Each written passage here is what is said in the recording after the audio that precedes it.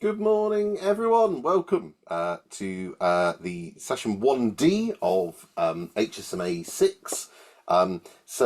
Today is kind of the start of your Python journeys. The session today and really over the next month, you're going to be delving deep into the basics and the fundamentals of Python programming.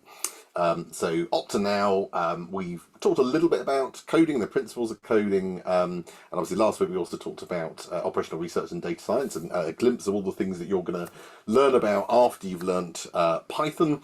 From this point forward, it's going to get a bit more technical. In terms of what you learn. Today's session, it's a little bit different in the sense that it's a little of a chicken and egg situation. So in order to teach you Python, we need to teach you the Python language, but we also need to teach you the tools that you're going to use to write Python code. Now, we're starting with the tools today, but in doing so, you are going to be exposed to Python. You are going to write, indeed, a Python program in 30 minutes' time. Despite knowing no Python now, or indeed in 30 minutes' time. Don't panic, there's a plan. But much as if you are kind of trying to learn a new language, sometimes imagine you're trying to learn French for the first time, just if you went to France and just immerse yourself, sometimes you can pick little things up. And today you're going to be, you're not going to be expected to understand the vast majority of the code that you are seeing today. Today is not about that. Today is about using the tools and some of the quirks of Python and some of the fundamental things you'll need to know. But you are going to see and use a lot of code today along the way. And as you're doing that, you'll start to see the way in which Python code is structured, and start to see commands, and you'll start to understand little bits of Python as you go along. But then next week we will start from the basics and teach you the Python language. So I want to get that out there straight away. Don't think that in half an hour when you're looking at a ream of Python code thinking, well, I don't understand any of that. Of course you don't, unless you've used Python before. So don't panic about that. This is all part of the master plan. The second thing to say is that today's session will likely end with quite a few of you possibly having one or more issues. And today's session's almost designed a little bit to flush those things out. So in half an hour's time, you might find, some of you, I'm hoping not, but some of you may find that you can't actually do the one thing that we need you to do first, which would allow you to write Python code. That's a bit of a deal breaker, but don't panic about that, because you then have information to take to your IT department pretty swiftly after the session, and you'll know what they need to do. But the second thing to say is that Sammy is very kindly, we talked about this yesterday, Sammy's very kindly built in some backup plans. So if anything goes wrong at any stage and you can't do something, don't panic. And that even applies to the most catastrophic, which is in 30 minutes time you find, oh, I can't actually write any Python code. Don't panic, there is a backup plan. So it'll be a little bit more fiddly, but you would at least be able to carry on.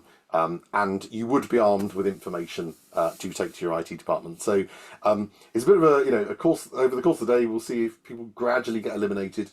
The really good news, though, is that if you make it to the end of the day unscathed and you've had no issues and you've been able to do everything, you can now sit very confidently that the 95% of the remaining course, you're not going to have any technical issues, because basically you're going to be doing a combination of the things that we've talked about today with various packages, etc. So most of the IT issues should rear their head today before we get started. So don't panic about that. Hopefully most of you get through unscathed, but we'll see. Okay, so let's kick things off. So we're going to start by talking about IDEs, or integrated development environments. Now, when you write your computer code, as we talked about last week, computer code is just basically sets of instructions that you're giving to the computer to carry out. You can write that technically however you like. You could write it in Notepad if you so chose. I would advise you don't do that. And the best way to really code is to use an integrated development environment, or IDE. And basically, this is a piece of software that will provide various tools and assistance that will make your coding the process a much more friendly endeavor. So a good IDE will do things like it'll help you when you're trying to debug your code, i.e. check for errors. You'll be able to use the console, the Python console, which we'll talk about shortly, to interrogate your code live. You'll be able to it'll automatically pick up what are known as encoding as syntax errors. So syntax errors are basically like a spell checker, but for coding. It says, well, that's invalid code. And it'll give you various other warnings and all sorts of neat features, most of which we will not cover today, but that you will find very useful as you start to develop your coding skills. So today we're going to look at VSCode, which is the one that we recommend for the HSMA program. If you're a bit more experienced, you may choose to use another IDE. We used to use Spider, which comes with the Anaconda Navigator software, and that's what we used up until this year for HSMA. Spider used to be very good. In recent years, it's not so good. I think the development just hasn't had the attention it needs. And we started to run into issues last year where there were pretty serious incompatibilities with some of the stuff we were doing, which wasn't good. And there was one, I think it was last year, where people had to, the version that everybody happened to install had a massive bug that you couldn't, I think it was if you tried to get an input from a user, the whole thing would just fall apart and crash. So, which was a bit of a problem because it's one of the first things we do in the coding.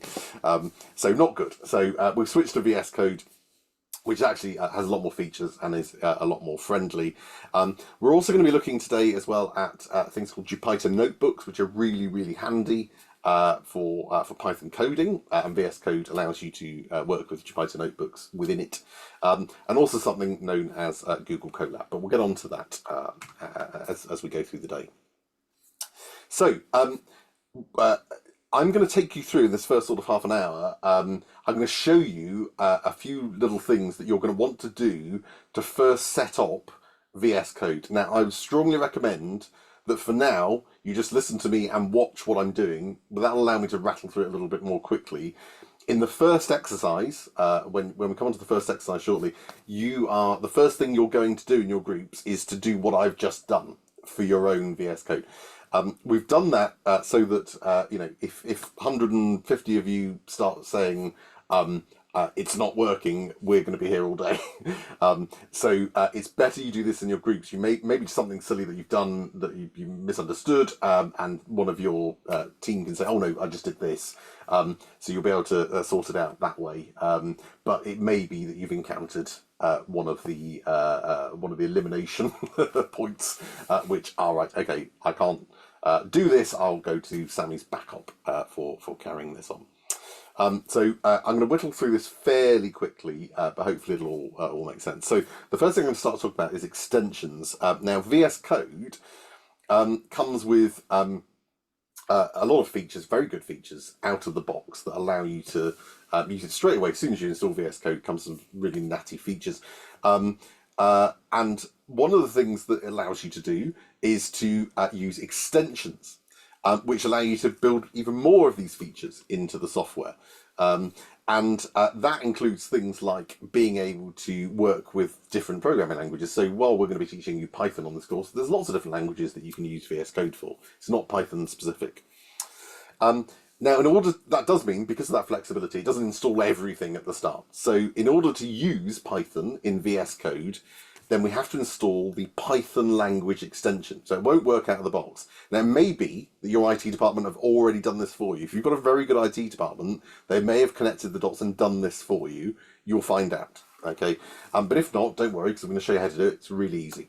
And we're also going to install the Jupyter extension, which allows us to work with these Jupyter notebooks, which we'll talk about later.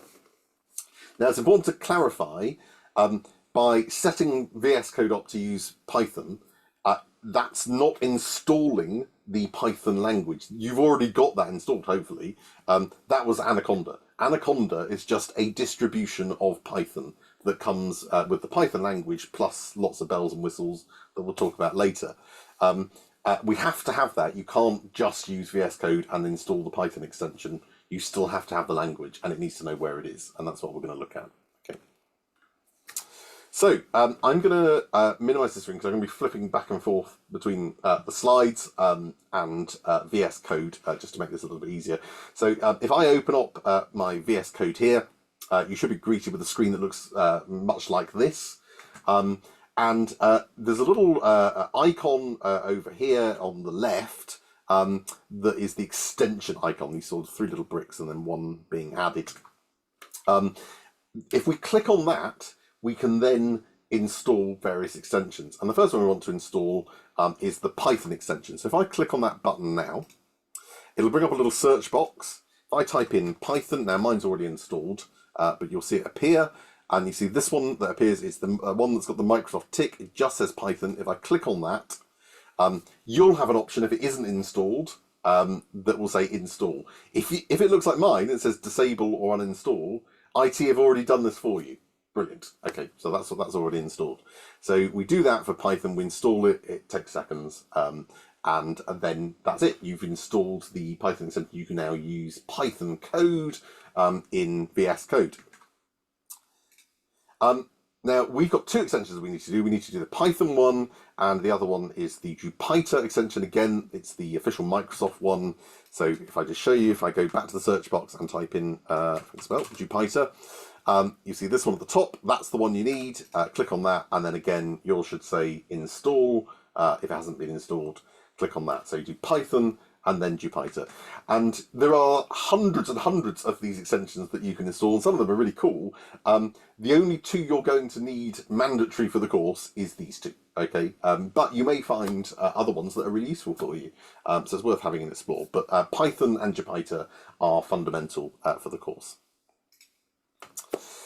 So once we've installed these extensions, we might, and I emphasize might, we might need to tell VS Code where to find the Python installation. Remember, it's not installed Python, it's just installed the extension that allows it to use Python. Okay, so we need to tell it where the Python language is, which remember came with Anaconda. Now, it may already be set up, so I'm going to show you how you would do it if it isn't, but when you come to do this in the exercise, go to the last slide first, which tells you check. You don't want to go through all these steps and then find, oh, it's already set up on mine, because it may well be. Okay, so I'll show you what to do if it isn't, and then I'll show you how to check. Okay, so we installed Python that came with Anaconda, so it's there on our computer, and we need to tell VS Code where it is basically, and we basically need to give VS Code the path to what's known as the interpreter, the Python interpreter, and an interpreter is just basically the software that will interpret the Python code that we write and will run it. So it translates the nice English code, plain English words that we're using into something that the computer can understand. Remember we talked about last week about high-level, low-level languages. The interpreter's the bit that will translate and allow us to not have to worry about individual registers on our processors and things like that. Okay. Now you should only need as well to do this if you're using Windows. If you're using a Unix-based system, if you're using Linux or perhaps more likely Mac, which is also a Unix-based system, Mac OS, it should already be done for you. So again, check first. So you shouldn't need to go through these steps unless you're on Windows. In order to set the interpreter path, we need to find where Anaconda is installed. Now, this is obviously going to vary a little bit depending on your operating specific version of Windows or your operating system. We need to find the Anaconda folder. Okay. Now, if you've installed Python via Anaconda, which you should have, that's how most people have done on this course, then you'll need to look for the Anaconda installation directory. You might need to enable the ability to view hidden files, possibly, in order to see it. And on Windows 11, that's how you would do it here, by clicking on View, Show, and Hidden Items. But every version of Windows, or even Windows 95 had that. There will be some option, a view option, that allows you to see hidden files. You might need to use that. Now, what we're looking for on our computers is a directory called Anaconda 3. If it was installed for you, which I presume is going to be the case in most cases for you, it's probably just been installed just for you as a user, and in which case it'll likely be in the users directory / whatever your username is on that computer. If they decided to install it for all users, or you've installed it on a personal computer and you've done that, then it'll likely be in the program data folder, but it'll be in one of those. But if in doubt, just use the search function, okay? Whatever your search function is on your computer, type in Anaconda 3 and you're looking for that folder, okay? So it should look like that. Once you found it, go into that folder and you should find a file called Python, which is an application, an executable, okay? Once you've found that, right click on it and select copy as path, or whatever the equivalent is. Then you would go back into VS Code and open the settings. Now, let me show you how you open settings, because we're going to be doing this quite a bit. So if I go into VS Code here, there's two different ways to get into settings. I can either go to File up here and Preferences, and then Settings, which is here, or I can hit Control and comma together, and that brings up settings. Quite a nice little shortcut. Let me just close that a minute. The settings are really neat in Microsoft. Love searching for stuff, as you've noticed in Windows, but that's really neat. It allows us to look for specific settings without having to trawl through various menus. So the setting we're looking for is the Python path. So in the search bar at the top, we can just type Python path, and this will pop up.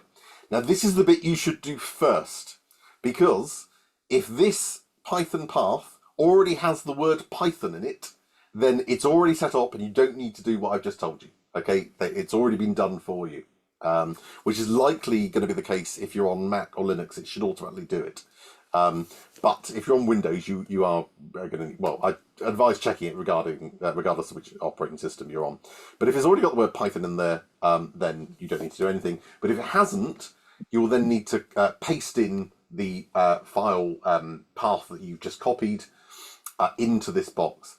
Now, it's important to say that when you only need to do this once when you set up VS Code, and this path will actually change when you come on to do use virtual environments. Every time you switch to a different virtual environment, it will change that path. Don't worry about that. You only need to do this once. It basically points to what will be your base environment, and we'll talk more about that later.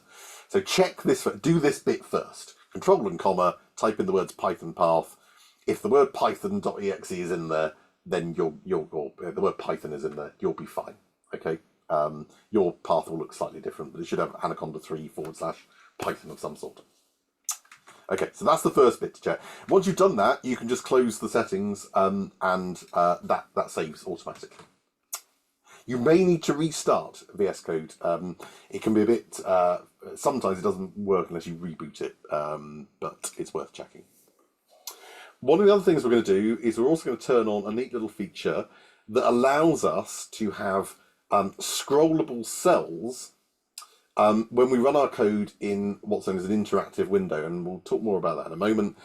It basically means that if we get, when our Python code spits out some text outputs that it displays on the screen, if there are lots of outputs, we can scroll through them. If you don't turn this on, it'll truncate it.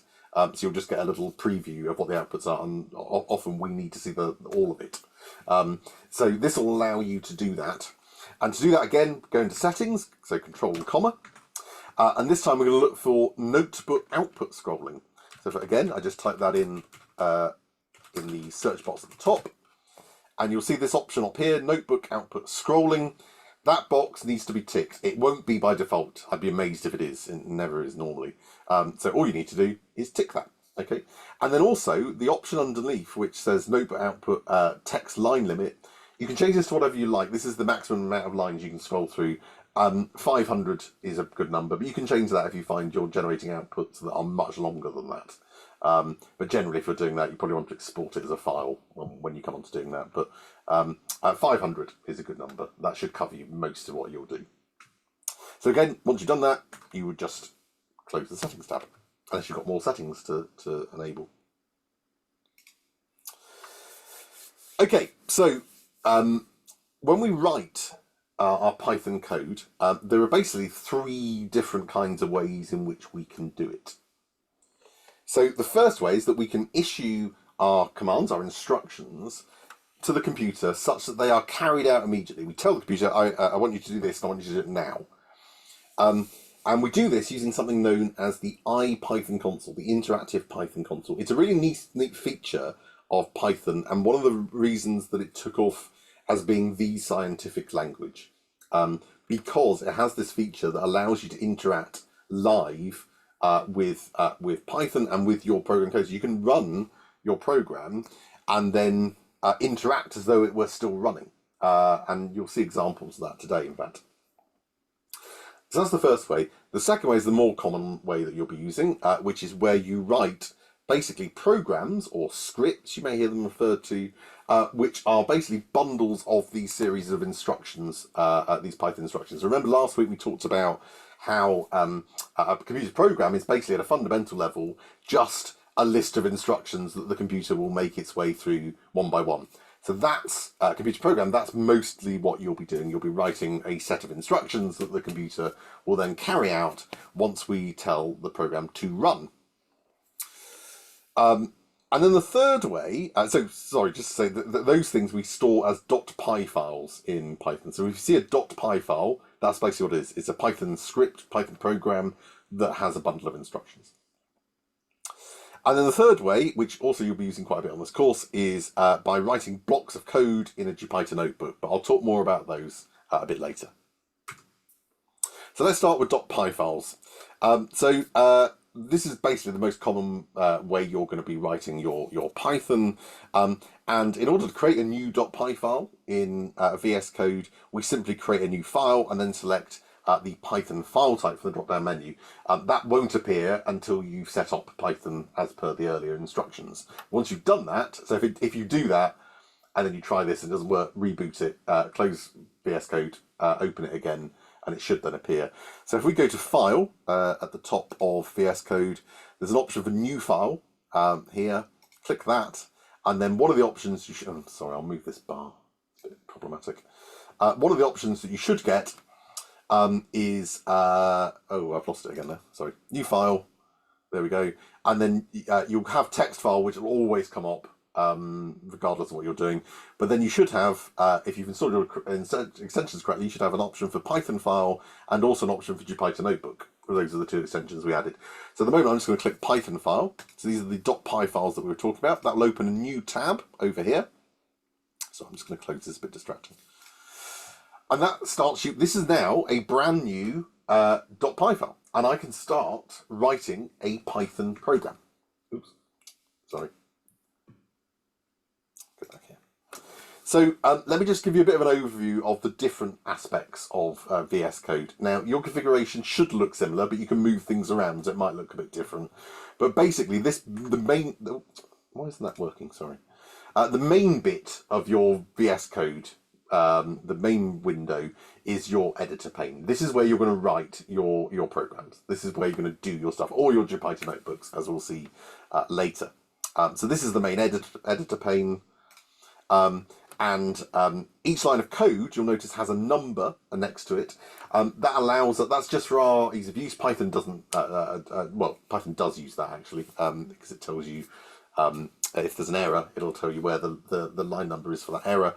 But it's really handy for us, just as we're going through and writing our programs, to refer to line 56 or whatever it may be. Okay, so that's a really neat feature, which you wouldn't get if you're coding this in Notepad. Now, you'll also get, most of the time you'll be in VS Code coding in Python, you'll also have this panel on the right, which contains the IPython console. But by default, this won't appear, and I'll show you how you do this in a minute. But this is the interactive Python console I was talking about. This is where it'll display outputs from our code and even graphs and things that we'll generate in a couple of weeks. And various log messages. It'll only appear if we run our program using an interactive window in VS Code. So if I do that now, I haven't got any code here, but let's just imagine I've written something. In fact, let's write our first line of code. Hello world, always the first thing that we write in any programming language. So I'm now going to run that, and you see there's a little run button up here in the top right, a little play button. If I click the drop down box next to that, sorry, Zoom's in the way, and that's not come up. Oh, right, yes, I'm glad that's happened. Sometimes this will happen in VS Code, where it will say that it's turned on restricted mode for safe browsing. You need to click, if that appears, and you don't notice it, like I did, when you do notice it, click Manage, and then you need to click Trust, and that will now trust your workspace. Okay, if you don't do that, you can't run any code. Or you just look bemused at the camera, thinking, "Why isn't the option that should be there?" Once you've done that, you can close that tab. So now, when I click on the arrow and move this again, you'll see that there's an option for Run Current File in Interactive Window. That's going to be how you run most of your code. Okay, because we get the advantages of the IPython console. If I click that, a panel will appear over here on the right, and you see it's saying that it's carrying out this instruction. And look, it's printed the words "Hello World" to the screen. How exciting! So it's got the output there of our code. Sorry, I'm going to have to try and minimize this. Let me just do that. That'll be fine. Okay. So this is where you write your programs, and this is where you basically get your outputs. But it's also, sorry, I'm fighting the Zoom trying to move the bars. It's also where there's this little panel down here, you see, and this is where I said you can interact immediately with Python. So I can write an instruction and have it carried out immediately. So if I do the same thing, let's say print "Hello Dan" this time. Let's make it a bit more interesting. Okay. If I then push the click on the play button, or if I push Shift and Enter, that immediately carries out. Okay. So it'll immediately carry out that instruction, and it prints the words "Hello Dan." Okay, so you tend to, most of the time you'll be over here writing your computer program and then running it and seeing what happens. But sometimes you'll want to just try things out or run the program and think, oh no, I need to change. What if I did this? Bear in mind the program's now run, so it's got those things in memory. Can I now, fiddle around with this? And the IPython console allows you to do that. And you'll see some examples as we go through the course why this is really useful. Okay, so two different ways basically here of running that code. That's going to be in the way now. Sorry. There must be a way to get rid of this thing. Anyway. So I've just said that. Excellent. Right. You'll also see there is a panel on the bottom. Now, this may not appear, and indeed it hasn't automatically. I decided this morning to go through and close down everything I had in VS Code and set it up as though it'll appear as you open it for the first time. So indeed that hasn't appeared, but I'll show you how we get it. You use the View option and Terminal up here. Click on that. This will then bring up this bottom panel. So most of the time when you are coding in Python, you will have these three panels open. There'll be a panel over here where you'll be doing and you can have different tabs on these panels. So you can have multiple pieces of code, you can have multiple outputs from those pieces of code, etc. And you can also move things around, which we'll show you later in the course. But you're writing your Python programs here. This is the console where we're getting the output and we can interact with it immediately. And down here, we've got various little useful things. And there's different tabs up here that give us different pieces of information. But default, normally it'll open in the Terminal tab. And basically this allows us to interact with the operating system using command line instructions. And that can be quite handy when we need to install packages, as you'll see later. But just briefly going through the other tabs, there's one called Jupyter Variables. Now that hasn't appeared immediately because I don't have any variables. So let me write a piece of code that has a variable. Don't worry about the syntax, don't worry about understanding this for a minute, but this is basically, I've created a variable called name, and I'm giving it the value Dan, okay? You'll learn how to do this properly. So let me run that, once I've run that, I will now, the thing still hasn't appeared. Oh, there it is. Yeah, sorry. Couldn't see it for looking. So if I click on Jupyter now, you can see in this, it lists down, I've only got one, it lists all of the variables that I've got. And you can see I've got a variable here called name. We talked last week about different types of variables. So this is a string type variable. So some text, a collection of characters in Python. It is of size 3 because there are, a string in Python is just a list of characters. So there are 3 characters, and the value that's currently stored in it is Dan. Okay. Now, if I were to change this using the IPython console, I could say name equals Sammy. I'll run that, and you can see the information now stored in the variable name has now changed to Sammy, and it's now of length 5. Okay, so this can be quite handy when you're writing your code and you need to you're running a program. You want to see what is being stored in various variables. It can also help you debug, because you can find if you're expecting something to be stored in there and it hasn't. It's not that, or something hasn't been stored, or whatever it may be. So it allows you to keep track of the what you think should be stored in your various variables. Very handy little feature. So that's a tab you'll probably use quite a bit when you're starting out.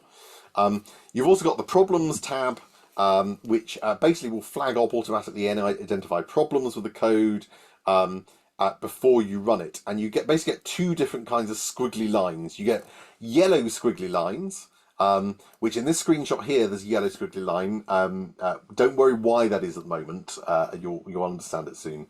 But yellow squiggly line means, well, it's valid Python code. The things you've written are, Python words and Python symbols, but I don't think that really makes sense. I don't think that's going to work. So yellow is telling you, I think you're going to have a problem if you try and run this. Now, you'll see yellow squiggles quite often as you're writing your code, because it's saying, well, that's not going to work, and then you'll write another line of code that will make it work. So that's quite normal to see. But if you think you finished and you get some yellow squiggles, worth investigating. Red lines, though, where you've got a red squiggly line, that means your code isn't going to run, usually because there's a syntax error. In other words, you've written something that's nonsense, that's not Python code, or you've made a typo or something like that. So it's quite handy just to get a sense for why these things aren't working. By the way, the reason that's a yellow squiggly line here is because I've used a double equals, which is a comparison operator, as you'll learn about next week. And that's basically saying my name is strictly equals to Dan, and that doesn't make any sense because we haven't created a variable called my name yet. Okay, this will all make sense next week, but that's why that's appeared. So as well as that, you've got a sidebar on the left as well, which gives you various different pieces of information or different buttons that we can push. You've already used the extensions one, the 3 little block, or you will when you come onto the exercise. We've already looked at that. There's an Explorer one, which allows us to access various files, and we can jump between different files. So it's like a file explorer type thing. There's a search one, which allows us, the magnifying glass there, which allows us to find and replace text, much as you would in a Word document. There's source control, which allows you to link in with Git. Don't worry about that. We'll get to Git much, much later down the line.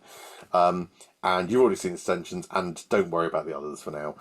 You're not going to use this a huge amount initially, okay, other than in a minute to install your extensions and maybe doing some find and replace. Although I just tend to hit Control and F when I do that, but personal preference.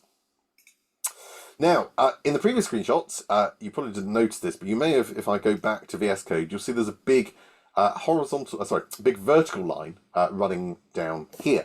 Now,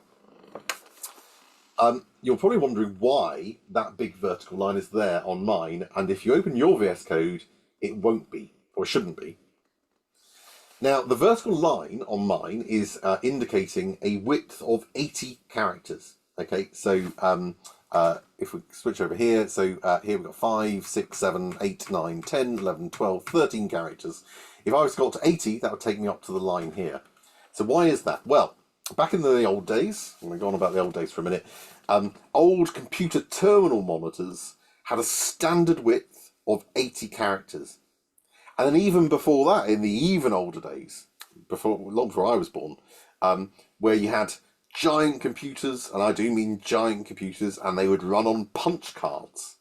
That would be how you would program your computer. The IBM standard punch card had 80 columns. Okay, so 80 is the magic number. Now, we don't, of course, tend to use computers that use punch cards anymore. We don't tend to use 80 character terminals when we're using our computers. But nonetheless, this 80 character width will make your code far more readable for others and for you when you write your code. And in fact, it is extremely bad practice to cross that line. So, I mean, here's an example. This is the same code being written on one single line of code, which you can probably not read there, compared to adopting the 80 character limit and keeping everything truncated. That, I would argue very strongly, is much more readable, even if you zoomed in, than that. Okay? You shouldn't even go one character over. Okay? It doesn't matter. You shouldn't go over that line.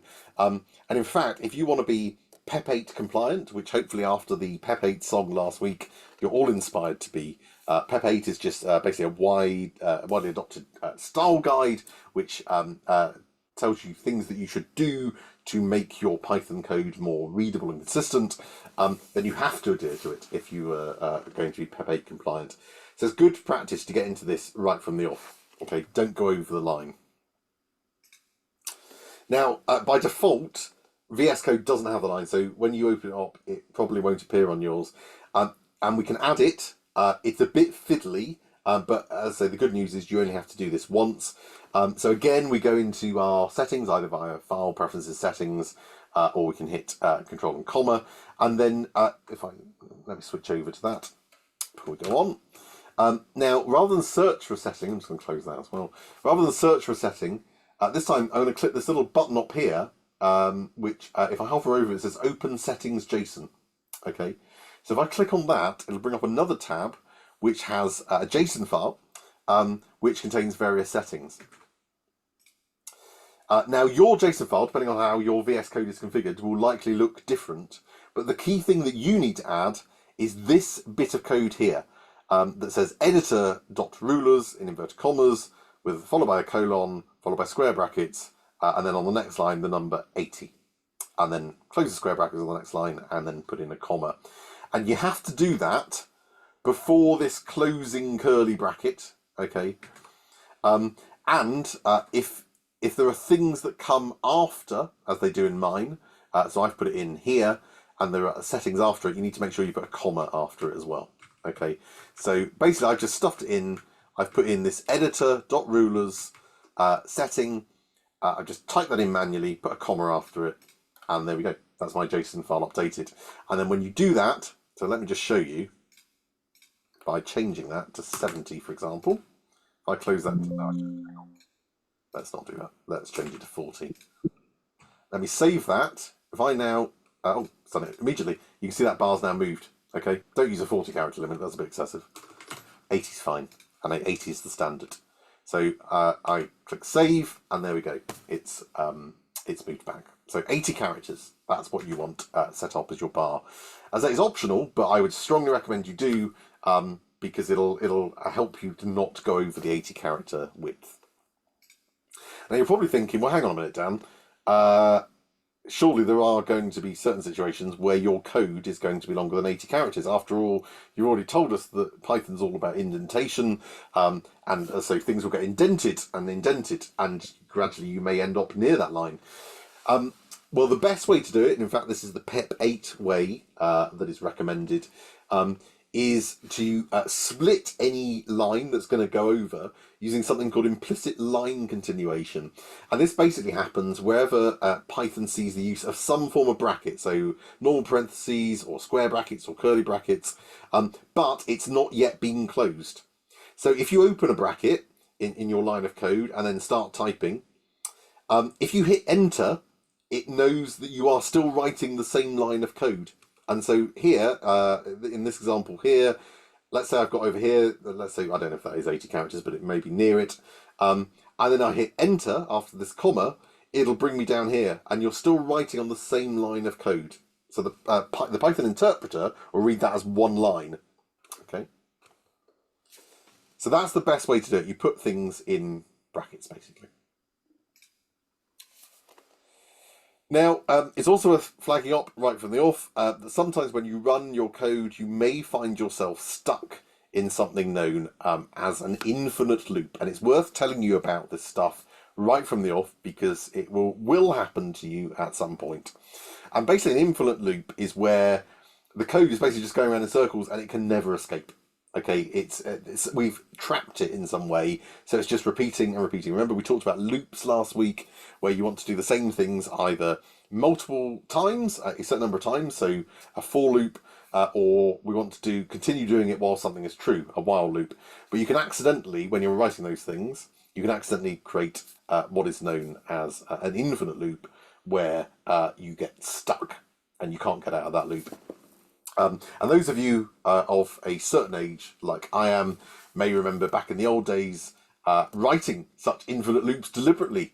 Indeed, if you're a certain age, this will look very familiar to you. The old 10 print something and then 20 go to 10, which obviously is basic, but the same principle. That's an infinite loop in Atari Basic that says first instruction here, and then second instruction, go and do the first instruction again. So it will just keep printing this message. And possibly you used to do that in a computer saw or Project Boots or W.H. Smith back in the 80s, if you were like me. Now, sometimes you do want to deliberately write infinite loops, but often, and we'll see some examples of that in the course, but often, usually, if you're in an infinite loop, it just means you've done something wrong and you've made a mistake. Now, the good news is that you can get out of it, okay? And in order to get out of it, we need to interrupt the execution of our code. And so if we're running our code in the interactive window, there'll be an interrupt button at the top. So let me close that. Let me go back to my line of code here. I'll run that in interactive window. It's grayed out here because the code has stopped running because it's only done a single line of code. But while your code is running, that will light up and you can click that interrupt button and it will interrupt the execution of the program. So that will allow you to get out of an infinite loop. Sometimes that doesn't work. Very occasionally you've really made a mistake and it just VSCode crashes or something will happen. If all else fails, you can use the restart button. If that fails, close VSCode and reopen it. But do give interrupt a second to work first, because it needs to get to the end of the current instruction. So sometimes that can take a little bit longer. Okay, so I've talked a little bit longer than I hope. I'm going to still give you the amount of time. We've got a bit of buffer this afternoon, so that'll be fine. So I'm going to give you the full amount of time to do this. You're now going to go off into your groups, and you're going to have a go. The first thing you're going to do is some of the things I've just shown you.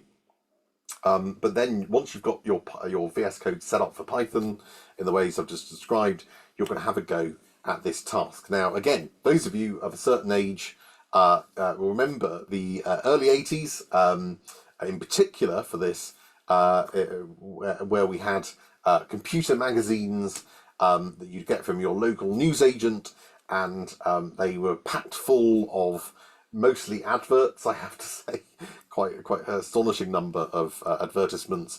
But one thing they would contain back in those early days of the early 80s was type-in listings. It seems so weird now to think about that you would buy a magazine and it would contain a printout of a computer program. And the idea was that you would copy them out, you would type into your computer the exact lines of code one by one, and then you'd run it, and it would give you a simple little game that you could play, or a little utility that you could use. And you could, if you didn't save that in some way by recording it onto your cassette recorder, or if you were doing well, maybe you had a disk drive, you could save it onto your disk drive.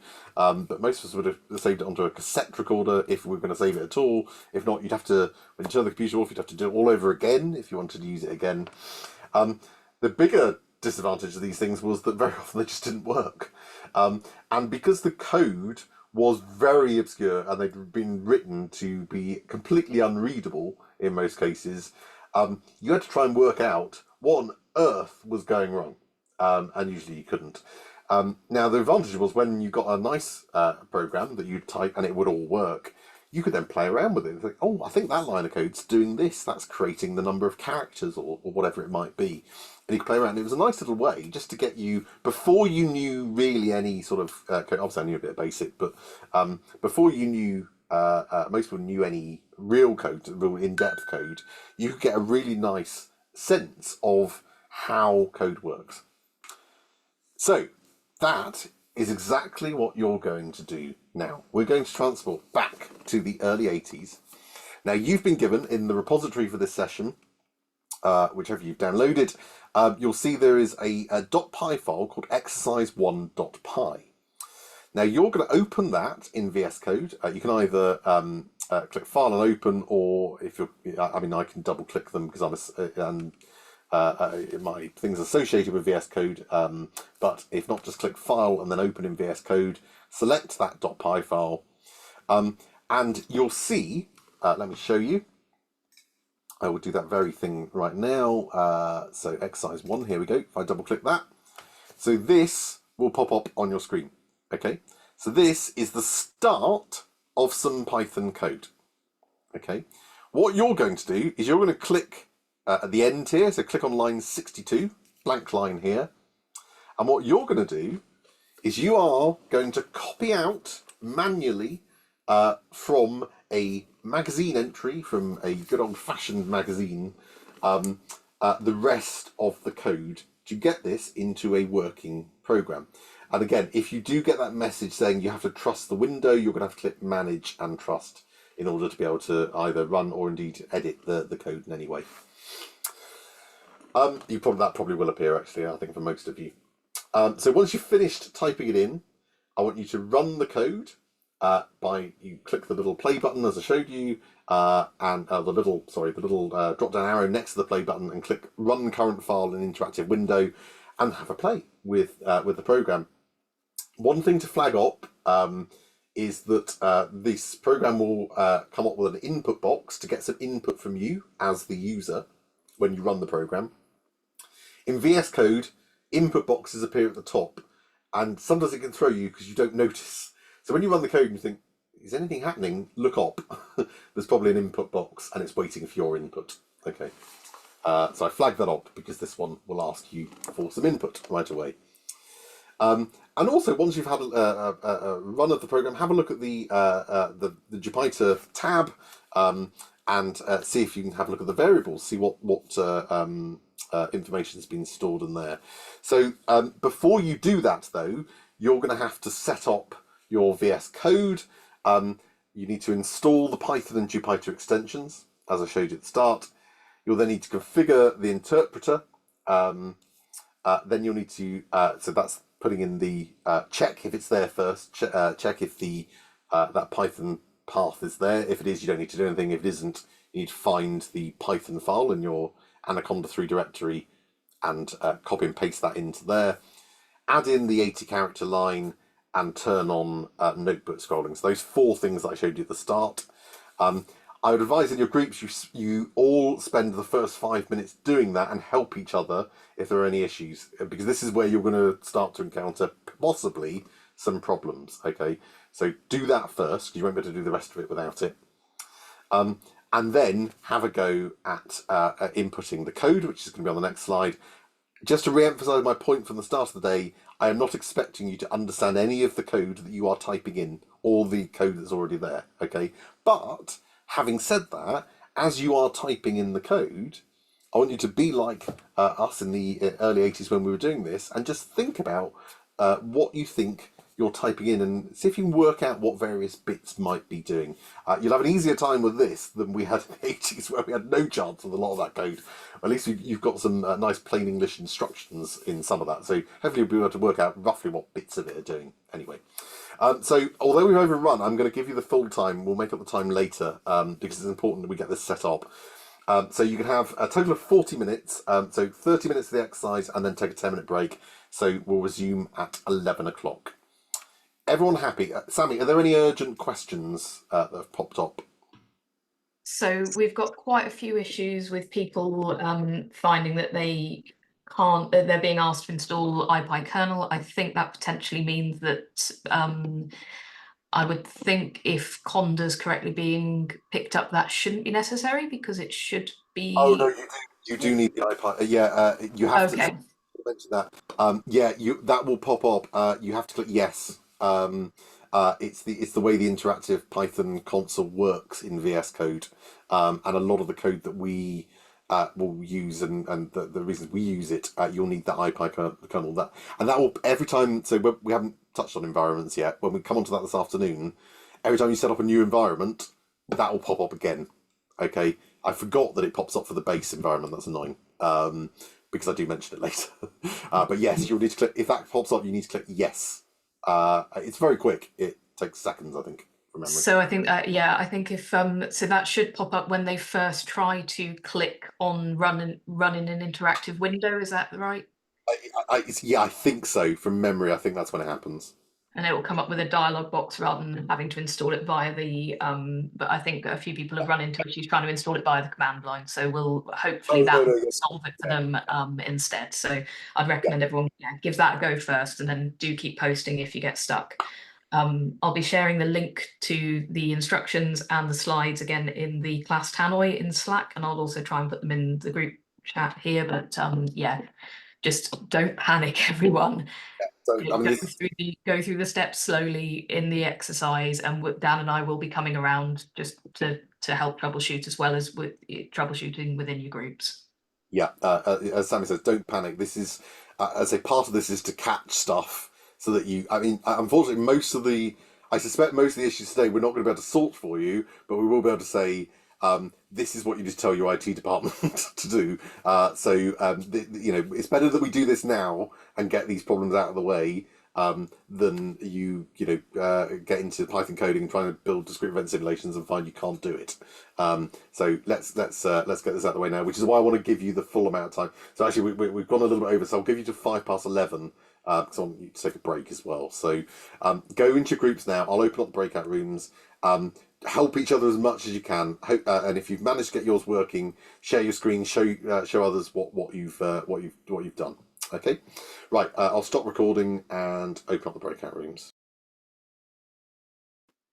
Hi everyone, welcome back. So it sounds like there were quite a few problems from going around the quiz. Can I just have a show of hands? Who's managed to get everything working?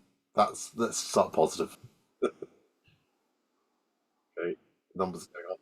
Positive, yes. Go, go.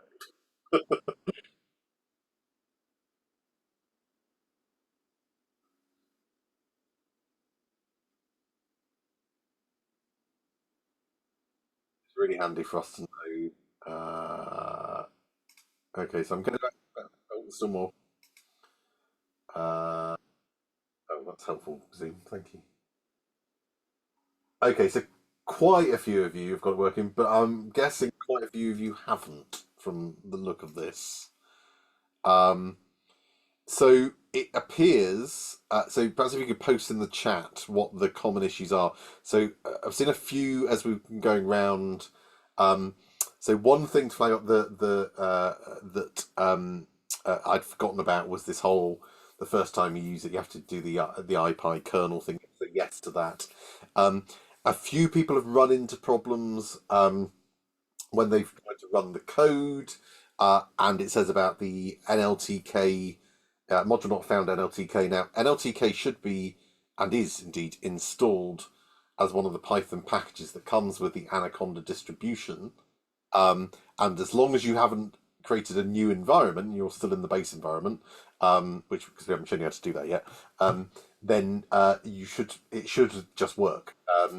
What's bizarre is that we've got quite a few issues where people have then pip installed, which I haven't shown you how to do yet. We'll talk about later. But I've tried to install NLTK and it still doesn't work, which is weird. And I'm hoping it's just a slight issue. But in some cases, we've seen where it's not pointing to the Anaconda environment. So I think some people have had Python installed separately to Anaconda, which it may have mucked things up. So Anaconda is a distribution of Python. It comes with Python plus bells and whistles, and it should be that you're pointing to in VS Code. Sammy, were there issues that you saw on your travels as well? I see you've posted something about offering some clinics to people. Yes, yeah. So I didn't manage to get around to many people, I'm afraid. I'm really sorry about that because it took a while to try and sort some things, and unfortunately, I often wasn't able to actually solve it there and then. So we had a few issues, and I'm seeing it popping up in the chat as well, with people finding that their kernel is just never actually connecting. It's just sort of spinning indefinitely, saying trying to connect to Anaconda, and we're Right. not getting past that step. I don't immediately have a good answer to that one, so I'll do a bit more research, and it may be slightly different for different people. I think similarly as well, people having issues, as you say, with the pip install of NLTK. We did also have an odd one where it was just refusing to download the words, the sort of second line of the code. It would not import words from corpus. Or wouldn't download words even. So we possibly something being blocked there, which we may want to look into more, but that won't really affect us again until module 5, I think. So that we won't use NLTK commonly in other exercises, I believe. So that one hopefully won't be a deal breaker for the rest of today, but that did come up as well. Okay. So so it is only and apologies. It's pretty difficult for us because in a lot of the cases we're not going to be able to solve your problem because it's likely going to be something that IT have done that may or may not be obvious to us. My suspicion is that they've blocked stuff in the back. So the way VS Code works is it will if you're running in interactive mode, it basically connects to the Python interpreter, but it also spins up a server on your machine. And I'm wondering if those that were just seeing where it was trying to connect to the interpreter and it wouldn't do anything, I'm wondering if it's linked to that and it's then trying to connect to the trying to spin up a server. So you're seeing that it's connecting to the interpreter. It may have done that, but it's the next stage that it's having issues with. It might be. I don't know. But Sammy, so you said you're going to try and put on some sessions. Is that right? Yeah, so I will try and work out the format by the end of today and pop out a message, but most likely I'm thinking a couple of sessions where people can just drop in and out, and we will try and just spend some time troubleshooting across the next couple of days. And it may be that we need some next week as well. Unfortunately, of course, we've got a bank holiday next Monday, otherwise I would put one on then. But there will be time to just have some one-on-one trying to sort this out. Alternatively, I may make it sort of bookable slots just so we haven't got lots of people sitting there waiting for someone else to have their turn. But I will pop out some instructions in the Slack at the end of today. Great, thank you for that, Sammy. I think that'll be really helpful. So, the 50 or 60 of you at least that put up your hands saying everything's working, you can sit now reassured and confident that you should be all right for most of the course. I'm hoping that the rest of you, this will be a fairly simple fix, but it's probably going to be an IT fix. That they're going to have to do something, but there are backups, and so part of today is to show you different things that you can use to write Python, and you should, I'm hoping, all at least be able to use Google CoLab. It's not an ideal situation for this because it's a bit more fiddly because it runs in the cloud. You have to do things to like upload the files to that session and things like that. But it will at least allow you to write Python. There is an alternative as well in. So that was the other thing I was going to mention. A few of you I saw were loading up Anaconda Navigator. You do not need to touch Anaconda Navigator. Anaconda Navigator just comes with a bunch of software that we used to use bits of, but we don't anymore. All you need Anaconda for is the packages that it comes with and the environments, which we'll talk more about this afternoon, the ability to use virtual environments. You don't need Anaconda Navigator. Anaconda Navigator, if you, and I remember this from using it on Windows, is horrifically slow and will, if you've not got a very fast computer, it will slow your computer to a crawl. So I'd avoid opening Anaconda Navigator. However, having just said that, I'm now going to contradict myself slightly. If you are having these major issues, you can't install the extensions, or you're not able to connect to the interpreter or something like that. You can use Spider, which is in if you go into Anaconda Navigator, Spider's a lot like VS Code. It's what we used to use.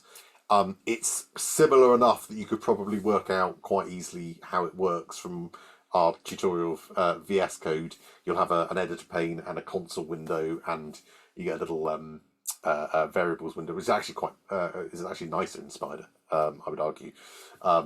But we don't use it officially anymore. But it may be an option, and that hopefully might work. Because that's built into Anaconda Navigator, I'm hoping it will find your Anaconda distribution. You don't have to go through the steps of linking to your Python interpreter because it's built in to Anaconda. So that might be an option to go with Spider. It's very easy to use if you're used to VS Code. It's just things will be in a slightly different place. You also don't, if you do use Spider, you don't have to run in an interactive one. It just does that automatically. If you run, it'll do that automatically. Okay, so in some ways it's a little bit easier to use than VS Code. So that might be worth a backup. It might be worth trying that and see if you can get on with that. But Sammy's also posted some backups for all of the exercises today. If you just can't get anything running locally on your machine, then we can use CoLab. If they block that as well, we're running out of ideas fast. But hopefully that something will work. Okay, so we've overrun a lot, but I think it's important that we do this to make sure that people, because obviously from next week you're going to need to write it in Python in some way. So it's important we try and work this out. I think what we might do, I was saying to Sammy, next year is turn this into one giant clinic session, just with that exercise, trying to get people to run it. I think would be a good start. So what we're going to do now, I'm conscious that some people didn't get a break there, myself included, actually. So we're going to go into the next exercise anyway. So what I'm going to suggest is that if you didn't manage to take a break first. Because it's going to be a long session otherwise. But let me just share my screen again a moment. Share, and let's go back. So the next thing, what you're going to need to do is go back into your groups, and there's a PDF within the repository that you've downloaded called 1D Exercise 2. Basically has some instructions. Now the idea is that you do this in VS Code.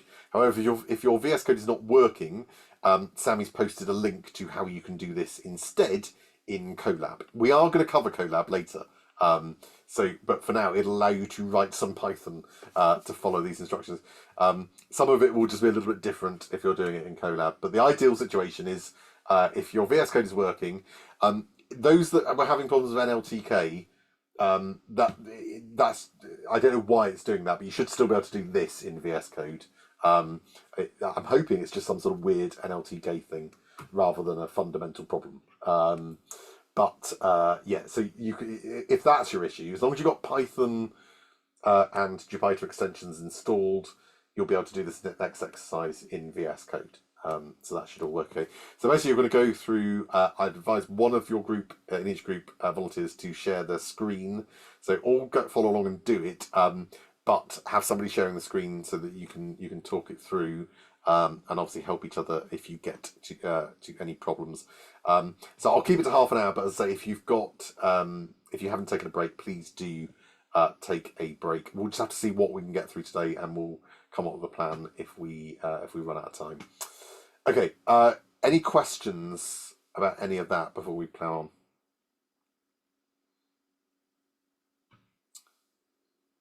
No. Okay, cool. In which case, I will stop sharing, I'll stop recording, I'll open up the breakout rooms. As I say, go and take a break if you didn't, but otherwise follow through. And the final bit you want to look at as a group anyway. Yeah, have a play around with some code. Right, let me stop sharing and I'll stop recording. So welcome back, everyone. I mean, timing's gone out the window, really, today, But it was really good. I mean, I managed to get around a couple groups. It was really nice seeing, and Sammy pointed this out as well, some fantastic discussions going. I know some people have got issues, but everyone working together, so that's really nice to see. Yeah, if ever there was a time to use your peer support groups, it's now. You're going to need each other over the coming weeks more than ever as you encounter these silly little things, which they will all get ironed out. Don't worry, you will be able to sort out these problems. I also remembered as well, and I'll post it later, perhaps over lunch. That so I mentioned Spider as an alternative, which should work because you won't have any of the issues that you with installing extensions. It's in Anaconda, so it automatically knows where to look for Python and things. Because we used to use Spider for HSMA, last year's materials for what was the equivalent of this session. This is a new session, but we did a sort of an equivalent-ish session which looked at Spider and using Jupyter Lab, which for the Jupyter notebooks, which we're about to talk about in a minute. You could. I'll post the slides to those. I don't know if Spider's updated since then, but it should give you a gist. If you followed along with most of the principle of how VS Code works, Spider is not that different. So it might be a decent temporary solution if you'd rather do something locally rather than using CoLab, which is fine but can cause a few. You have to do like a few extra things. So if you're having issues with VS Code, in the meantime, try Spider for anything and Jupyter Lab for the notebooks. If you're having issues with VS Code, would be worth a shot. It's fairly easy to use both of those things. But I'll send the slides, and then you can, unless anything's significantly changed, you can follow along with those. Right, let me start recording. No, I've already done that. Let me share my screen. Right, okay. So let's get back to this. So I have to keep moving this bar. This is really annoying. Here, right. So I don't know where we are. I think what I might do is this afternoon I might drop the CoLab exercise because that one's the least important of all the exercises you'll do. It's more important we get to this. That might help us make up a bit of time. But what I'm going to talk about now is Jupyter notebooks. So far you've been using .py files, creating .py files, loading .py files. They are Python programs, basically Python scripts that you open up. Now, Jupyter notebooks are slightly different. So a Jupyter notebook, which has the file extension .ipynb for Interactive Python Notebook, are basically just a type of document. Much in the same way that a Word document, a docx, is a type of document, or a PDF is a type of document. These Jupyter notebooks are documents. Okay. But what sets them apart is that they are, first of all, they're an open format, so they're completely open. And crucially, they're made up of these things called cells. And basically, each cell in a Jupyter notebook either contains some sort of either text or images or a combination of the two that's written in Markdown language, or the cell contains some Python code, a block of Python code with Python instructions in it that you can run. Okay, and because of that, they're really, really good when you want to share some code to people that particularly who aren't sort of experts in Python. But you can basically explain what each bit of code is doing in using images and a nice narrative text, and then say, and if you now click the play button here, it's doing this. And that also means it's really good for teaching as well. So you'll see lots of Jupyter notebooks throughout this course. And the VS Code, if assuming your VS Code is behaving, can open Jupyter notebooks. So you can use VS Code for both .py files and notebooks as long as you've got that Jupyter extension installed.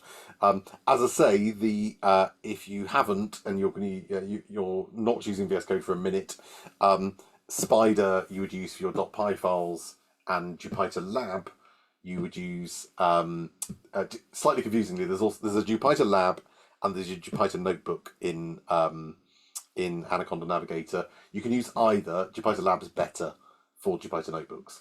So it's a bit weird, but Jupyter Lab just gives you a bit more flexibility with creating and opening notebooks.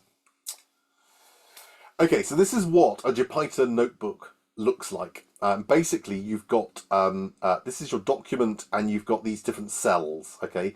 So these things here, there and there, these are markdown cells. So these are basically cells that contain text that can be formatted, images, you can even put videos in there, anything that helps you narrate what the code is doing.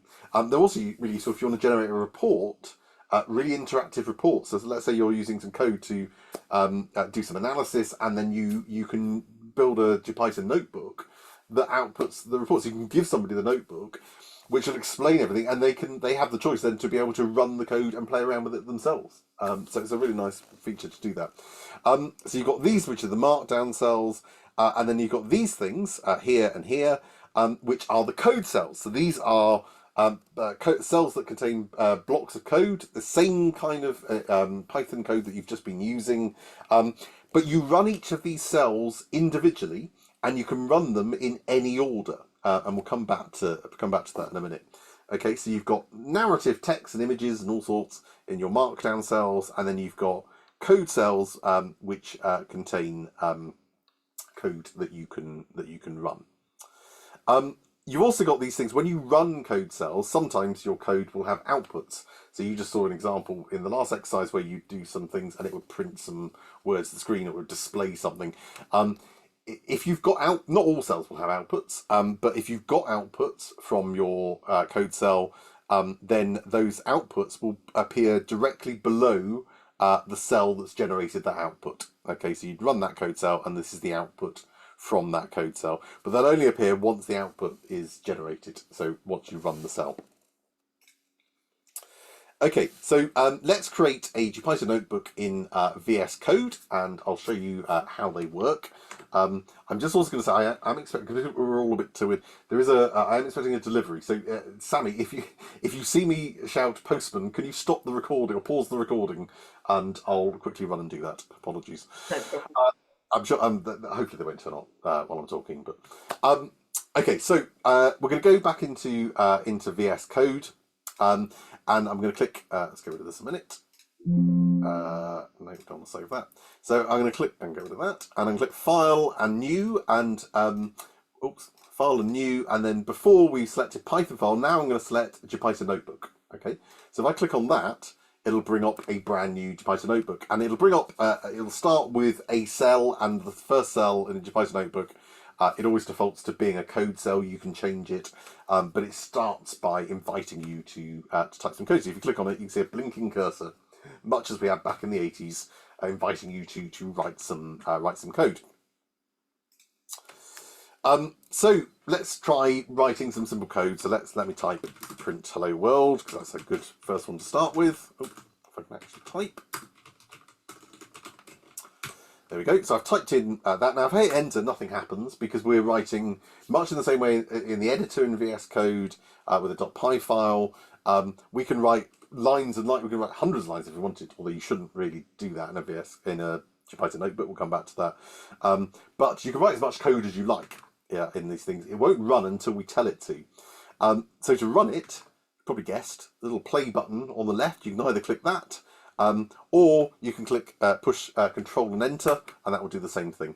So it's going to print now. When this pops up, you may get this pop up here. You may not on yours, because at the moment you've only got a single environment, the base environment, or you should have.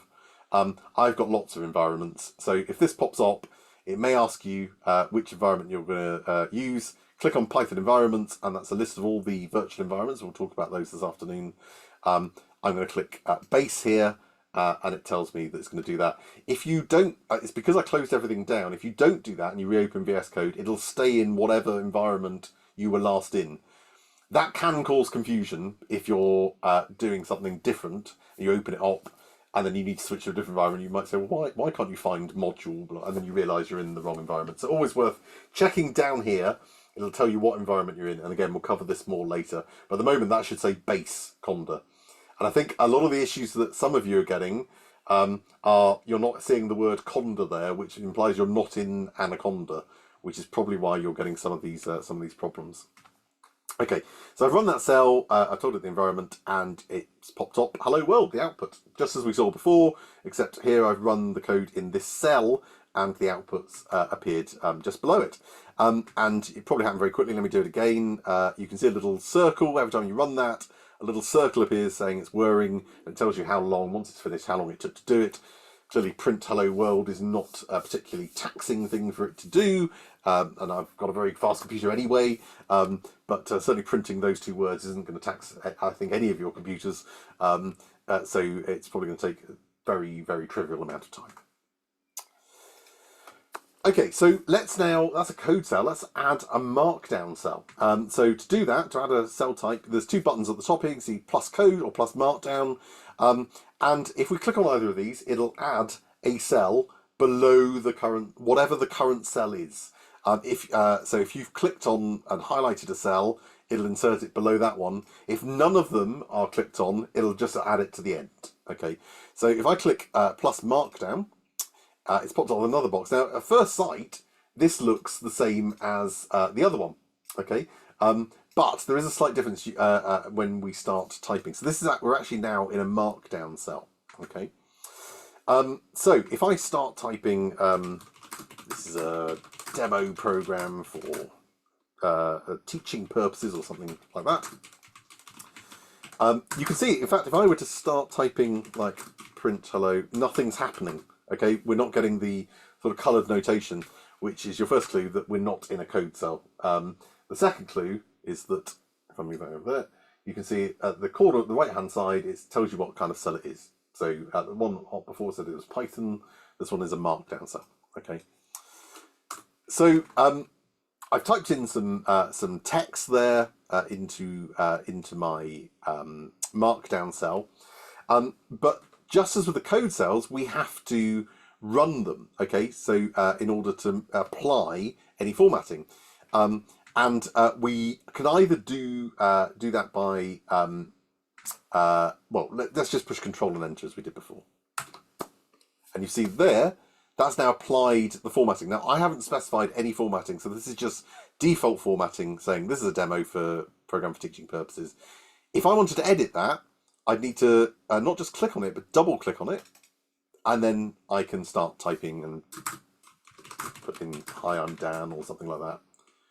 Control and Enter, and it runs that cell, applies the formatting. And we'll look at the formatting in a moment.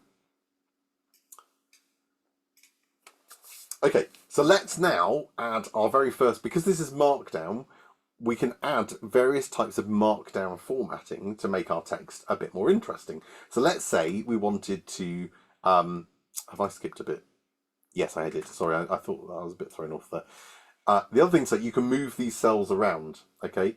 All you need to do, on this left-hand bar here, is the best place to do it. You can, yeah, just do it on the left-hand side. If you try and do it in the middle, it doesn't work so well for code cells. So if you hover over the left bit of any cell, you'll see a hand icon up here. If you left-click and drag, you can move them around, okay? That can be quite handy. So I'm going to move my markdown cell to the top. Usually for a notebook, you probably want a markdown cell as the first cell to at least explain what this is, okay?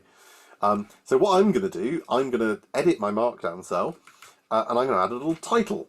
I'm going to call it Dan's Notebook, okay? And to do that, I add the little hashtag here, and I put in a space after the hashtag, and that indicates it's a title. Now, it's just coloured it blue at the moment, but if I run that cell, we can see that's now formatted that as a title. So now I've got a title, Dan's Notebook, okay? And there's lots and lots of different formatting options that you can use. You can make things bold, you can put in hyperlinks, lots of different styles of heading, all sorts of things that you can do, okay? That will help you enrich your text. And it's a really good practice to do that if you're using a Jupyter notebook format to make your text as readable as possible. That's the whole reason you're using it. And in the exercise that you're going to do in a moment, you'll see some examples of that as well. Now, one thing to point out is because I said you can run any individual cell in any order, and you don't have to run all of them, that means that you can't work. You don't necessarily know what order a user is going to run things in. You can hope that they'll run them, sort of top to bottom, but they may not. Which means they can run things the wrong way round. So they can run a piece of code down here that won't work unless the piece of code up here is run. Okay. So let's look at an example of that. So let's add in a code cell here. I'm going to say print name, and I'll add a code cell below it that says name equals Dan. Okay. Now, if I were to, let me move those around actually. So let's imagine, so if we run these in order, the first thing we do is assign into the variable name the value of Dan. If I run that first, and then I run this, everything will work perfectly. Let me just restart, and I'll show you how to do this properly in a moment. Clear the outputs. Let's imagine that I run this first, which I can because it's a Jupyter notebook. Click on that, I'll get an error as the output. It'll say, well, name is not defined, and that's because I haven't run this cell yet, so it doesn't know what name is. I'd have to run that, and then run this, and then it'll work. Okay. Now, as you're doing this, you'll see. I don't know how well you'll see it on the video, but hopefully you can see that there are little numbers in square brackets. Okay, that indicates the order in which cells have been run, and every time you run a cell, that number will update. So if I were to run, so this is currently saying I ran this as the third thing I did. The third cell I ran was this cell again. If I click on it again and run it again, it's down the fourth. The fourth cell I ran was this cell again. If I click on this one, that's down the fifth cell. It allows you to keep track of the order in which you are running things. It only does that for code cells, not for markdown cells, because that it doesn't matter for those.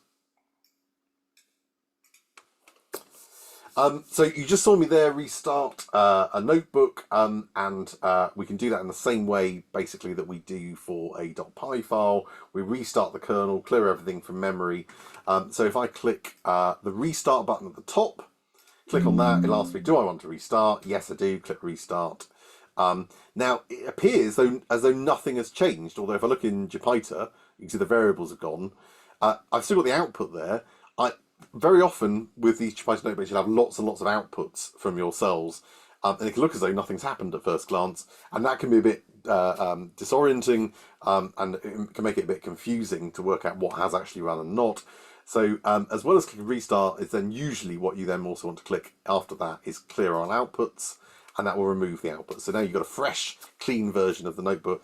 That's also quite important because when you save a Jupyter notebook, it saves it in the current state, and that includes any outputs. Okay, so if you were to give it to somebody else, it'll save with any output, so that the code won't have run on their machine, but the outputs will still be there. So you don't want to give over something that's got lots of messy outputs on it. You usually want to restart and clear all outputs before you sort of hand it over, or if you want to use it afresh.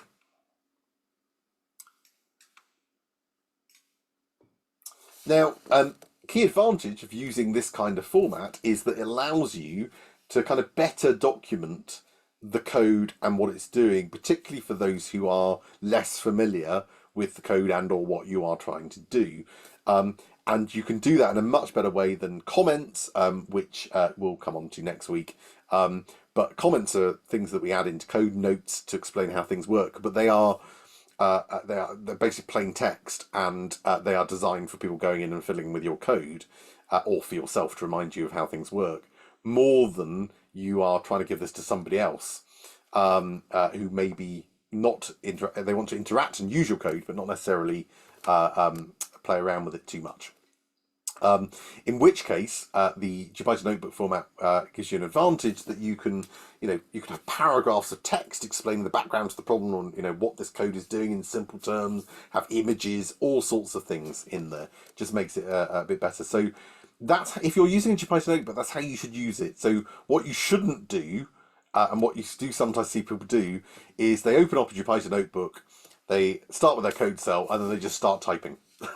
And there's no explanation, it's just one big code cell. That's a bad way of designing a Jupyter notebook. The whole point is you break things up into explanatory text, the code, explanatory text, code, explanatory text or images or whatever, code. That's how they should look. So you should always see this kind of style of some explanation, some images, whatever it may be, followed by code that relates to what you've just talked about. Okay, that's how you should design them. Okay, so it's important we do this exercise. I think this is going to take us over lunch, though. So what I'm going to suggest is that you start it now. We will then break at 12:30 for lunch until 1:30, and then you finish off after lunch. So we've got 15 minutes now, and then did I include a break in this one? Yes, I did. So I reckon go for another 20 minutes after lunch. So what we'll do, 15 minutes, you're going to your groups now, work until 12:30, and then when we come back, work until 1:50, and then we'll carry on. That will claw us back a little bit of time. So you're going to go into groups and you're going to do the following. You've got the first task is you've got a in your repository you've downloaded, you've got an example Jupyter notebook called example Jupyter 1.ipynb, and as a group I want you to work through it. So somebody open it up, share the screen, and talk through it. Okay, and then once you've done that, I want you again as a group to have a go at creating your own Jupyter notebook. So again, have one person share the screen, and just, I mean, you've not got very much code to go with, but you've seen some little snippets of code so far. Just create a very, very simple little Jupyter notebook. I won't get you to present these so we can make up a bit of time, but just have a go at putting one together and get a feel for how they work. Okay, but the key thing, go through this Jupyter 1 notebook first as a group. Okay, so I'll open up the breakout rooms now. Work for 15 minutes till 12:30. Then we'll go and have a lunch until 1:30, and then we'll resume again properly at 1:50. If I see people have got through it a bit quicker, then we'll start a bit quicker. Okay, let me stop sharing, and I'll open up the breakout rooms.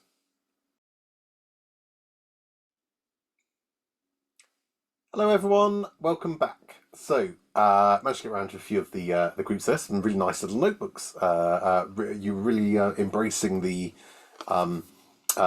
point of a Jupyter notebook, so that was really nice to see. So originally the plan was to get a couple of you to present. To catch up with time, that's one of the things we're gonna drop. However, I would ask if you can put them in your peer support group channels. Post them in there, or if you want to finish them off first, or whatever you want to do. I'm sure Sammy will have a look at them. She may even allocate some whimsical PSG points. You never know. She hasn't done that yet, so she may well. So there may be PSG points up for grabs. So yeah, do have a play around with that. I also wanted to just say, and I heard Sammy saying similar. Please try not to panic today. I realise it is panic-inducing. I was slightly panicked when I realised that possibly 100 of you didn't have Python working when it's usually about 5. However, I've been looking back through the chat over lunch. I would advise, if you're still having issues, have a look through the chat on Zoom. Because although it's lengthy, there are a lot of people who have managed to solve various issues. So it's well worth a look at that. If you haven't seen already, I've put on Slack as well, on the main Central Plaza channel, a very, very simple piece of code. So my prediction is that I don't think most of you have actually got a fundamental problem with your installations. I think most of you are fine. I think there are a couple of you that have a minor problem, but I think most of you are fine. I think there is something weird with NLTK, and I think it might be a version issue, and I think it's causing havoc. And I think that's why it's working for some of you and not for others, that why we're getting so many people coming through with this problem. If you run that piece of code, so download it, if you hover over anybody that posts any code in Slack, if you hover over the code cell and you see a little cloud icon up here, click on that, it'll download the file, and then open that in VS Code and run it. And it'll basically, it just tries to import the NumPy package. Now, we'll talk about NumPy in a couple of weeks. It's a really, really useful package for multi-dimensional arrays, which sound very advanced, and they kind of are, but they're really useful, and you'll use them a lot.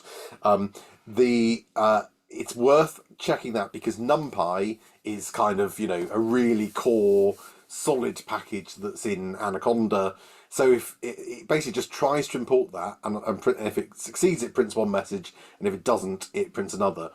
If it doesn't import NumPy, there's probably something. It's not pointing to Anaconda, or Anaconda's not working in some way. I know there were a few of you that had, for some reason, you've got, maybe you just love Python, but you've got 2 copies of Python installed. I think that might be causing problems. So just to explain, Anaconda, well, we're about to talk about it actually this afternoon. Anaconda, the distribution is basically a distribution of Python. It comes with Python, but packaged with lots of other things. I think some IT departments have installed Python and then the Anaconda distribution of Python. That may be causing issues. I also said this morning, when I went through those initial slides about the path to the interpreter, I mentioned that if it says the word Python in there, and a lot of you just saw the word Python, it should be fine. Now, it should. And that's how mine looked and how many looked. And when you run the code, it actually should work. I believe the way that does it is it assumes that your Python path has been set up correctly in the background. And I think for many people it has, but if it hasn't, it won't auto-update. So if that doesn't work and yours just says Python, go through the steps of finding the Anaconda, the Python interpreter in the Anaconda folder, as we showed you in the slides, and manually paste it, because I see already in the chat quite a few people have done that and it works. So I think most of you are actually all right, and you'll find, I think it was I thought, wouldn't it be a nice idea to get you to play Hangman? And I thought, oh well, that'll be neat. I'll just get NLTKs included with Anaconda. We'll get that to generate some words. I wish I'd not used NLTK. It seems like there's a massive issue with it at the moment. So ignore that. If it's just NLTK, you never have to see it again. The bigger problem is if you can't import anything. And if there's something wrong with your Anaconda package. But I think in most cases, either it's just an NLTK thing and you'll be fine for everything else, or your path isn't set up correctly, or you've got 2 versions of Python, which has confused things. And if none of those things sort it, then it's an IT issue. But I think most of you should be able to plow on normally using VSCode. I think you'll be all right for most of this. So I think it just looked worse than it was earlier, and I think that's partly because I decided to have the bright idea of using an LTK, which I have to. Those of you probably who managed to get the Hangman working will have seen the words were quite obscure that it comes up with. It's quite a tricky game of Hangman if you do manage to get it working. Really odd words in there. Anyway, so what we're going to do. Sammy and I had a chat before lunch, so there's a really important bit this afternoon that we need to go through, and it's the heaviest bit. It not from a well, yeah, it is the heaviest bit. That was going to, at the end of the day, we're going to basically bring that forward, which will hopefully make it a little bit easier. So it's not right at the end of the day we sort of hit you with the hardest bit. It means that I'm only going to just touch on Google CoLab briefly. I'm not going to go into details about CoLab. That'll help us make up the time. But follow the instructions on the slides. CoLab, well, let me share my slides and I'll start talking about it. But CoLabs, if you've just been using notebooks, CoLab is pretty much the same, just with a few minor differences. And to be honest, you'll be able to pick up all of that from the slides. So let me share my screen and open the slides. Also, apologies. Sammy seems to have found well spotted, Sammy. I've corrected it now. And this is the beauty of using Google Docs, is that the slides you can update on the fly, because it seems that there's a problem with tiny URL, and there seems to be a massive problem with it. So we should see. But I've corrected it so that there would have been a link that didn't work for any of you later, despite it working yesterday. Right, let's go to Google CoLab. So what I'm just going to very, very quickly do, just talk to you briefly about what CoLab is, but as I'll skip through, I'm not going to go into the slides, but do refer back to them to try it out yourself. CoLab's a really nice little piece of software. It's basically run by Google, and what it allows you to do is, so it uses a kind of notebook style. It's got its own little twist on a Jupyter notebook, but it's pretty much the same thing. And it allows you to do all this in the cloud, so you don't have to have anything installed locally. As long as you can access Google CoLab, you could technically do it on your phone if you. I mean, don't do that; it would be horrific. But you can, as long as you've got access to it via a browser, you can write and run Python code. So it's a nice little option, particularly if you want to put up anything that you want somebody else to run, and sort of play around with the code, and they may not have Python installed or can't have Python installed or whatever it may be. So it's quite a nice little feature for that. And yeah, really nice for sharing. Now, basically, what happens because you don't have to have anything installed locally, your code essentially runs in the cloud. So you're running on Google's servers, which means if you have any data, you have to shunt it up to Google. That's why we don't just. Well, it's one of the reasons why we don't just say, "Oh, you can all just use CoLab," because I suspect many IG departments might have an issue you sending up a patient data for your projects up to Google, despite their insistence that they honestly aren't looking, Gov. But it depends how much you trust Google. But there you are. But I suspect most people would be uncomfortable with that. So yeah, it runs on their machines, and as well as processing resource, you also get access to GPUs, graphical processing units, and things called TPUs, which are tensor processing units. These are really good. We mentioned briefly in the first session or the second session that the GPUs in particular and TPUs, which are kind of specialist forms of these for machine learning, are really good for particular machine learning applications, and you do get access to those. So it is quite nice if you don't have, your own GeForce 4090 RTX installed, but you want to access something that can have that kind of speed for machine learning. It's a way to do it. Now, it used to be entirely free. It is now free. You can still access CoLab free of charge, but there are now tiers, and the free tier does have restrictions, and it's mainly the priority that you get. So you don't get access to some of the very fastest resource, which is probably fine for most of the stuff you'd ever do.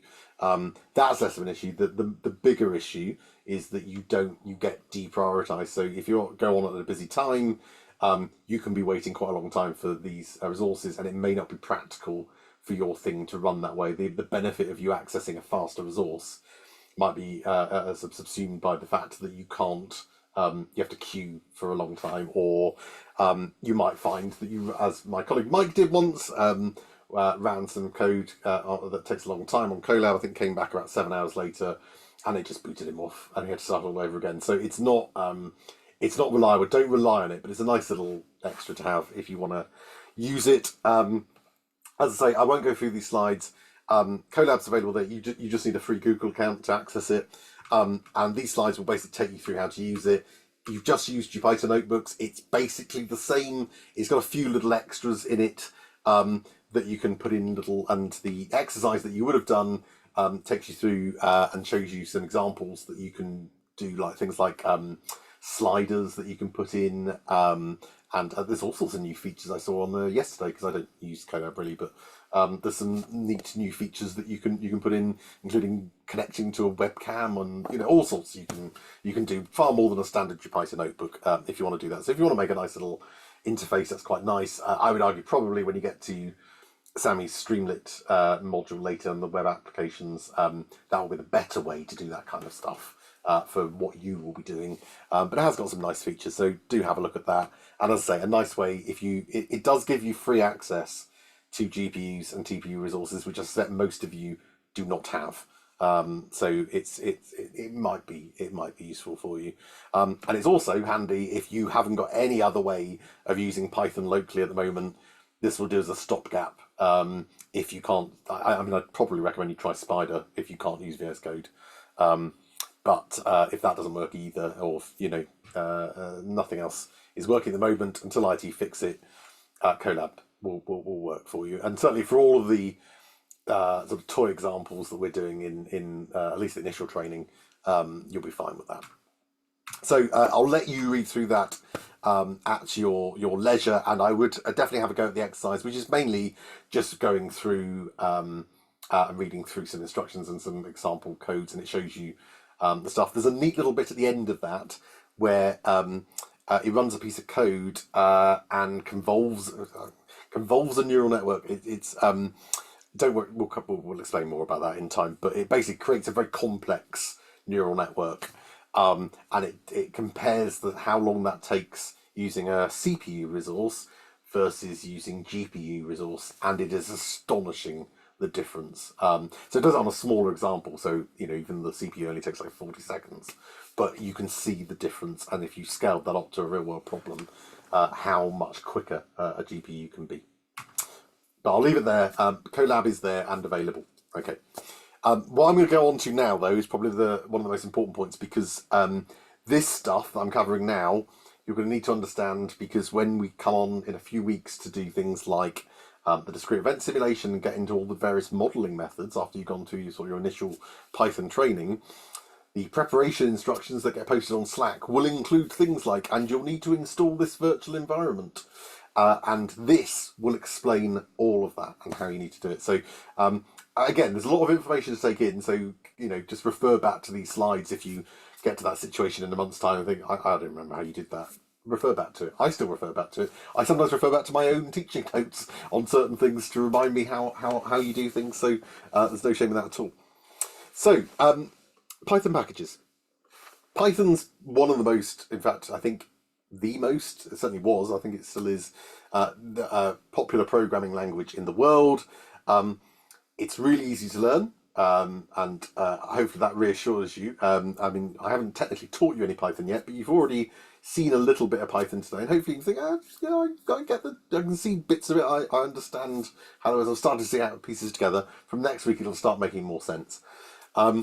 It's really good for data science, which is why it's now so popular. And obviously it gets huge development attention because of that. Now, packages are basically bundles of code that other people have written that you can then use. So you don't have to reinvent the wheel every time. As I mentioned last week, you don't go, if it weren't for packages, we wouldn't be able to teach you neural networks, because we'd have to teach you the mathematics of neural networks so that you could code the concept of a neural network. And it wouldn't be me teaching that, because I didn't understand the maths the first time around when I did it for my degree. So you don't have to worry about those things. People have done that, and you can make use of those things. So a lot of programming actually is sort of putting together things that other people have done and using the methods they've used and assembling these things together. And that's all packages are. They're just basically things that we can install that allow us to, that other people have written, that allow us to do certain things. So an example, that's the SymPy package. That's a Python package for building discrete event simulations in Python. Okay, and that's the one that we're going to use in Module 2. You will use the SymPy package. Now, to install these wondrous packages, we have to use a package manager. And basically, a package manager is just something that collates these resources and will install them onto our machine from various different sources. And different package managers have different locations where they get those packages from.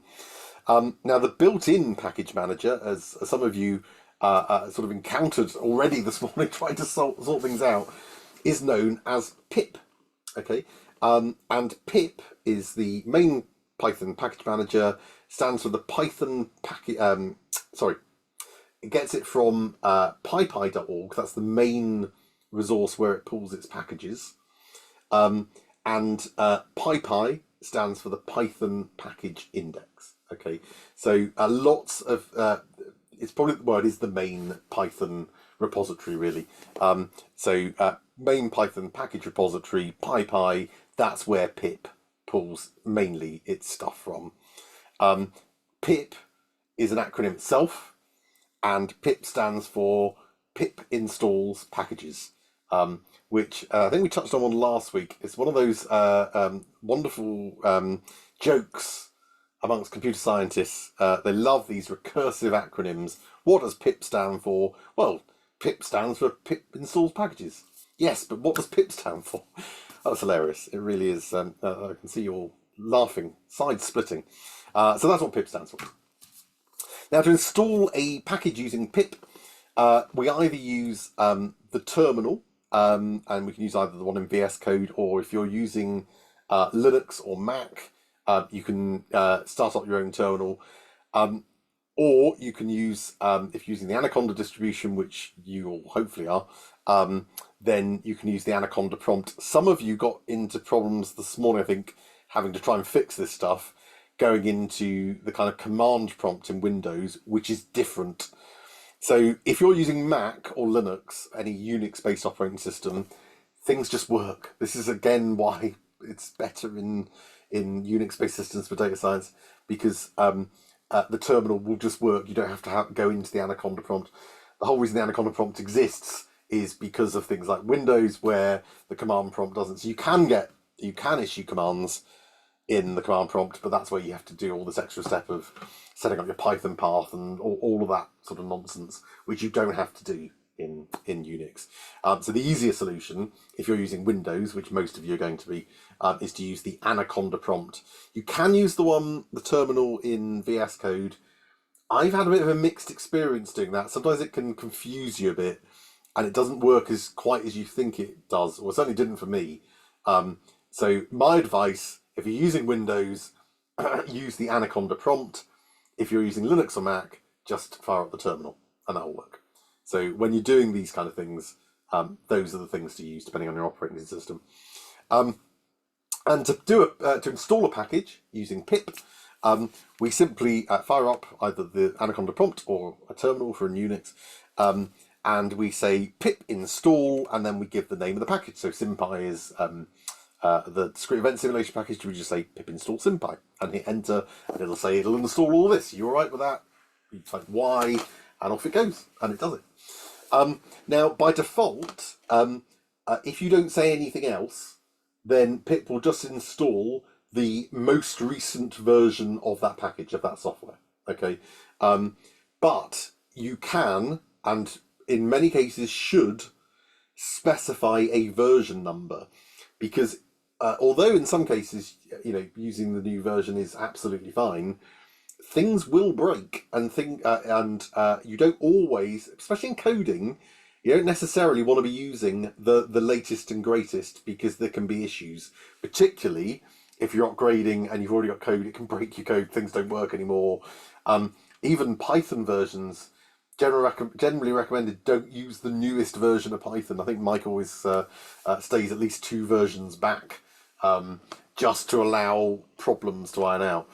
Now, I have to say, the disclaimer here is that SymPy is a bad example. SymPy just doesn't get any development work on it anymore. The reason is because it's kind of complete and works and does what it should do, and it's stable, and so you're fine with install SymPy, to be honest. But usually you would want to put in a version number. Also, because of something we'll come on to later, where you have an issue of dependencies, where packages depend on other packages, and the code that might be in another package may not work with a particular version of that package.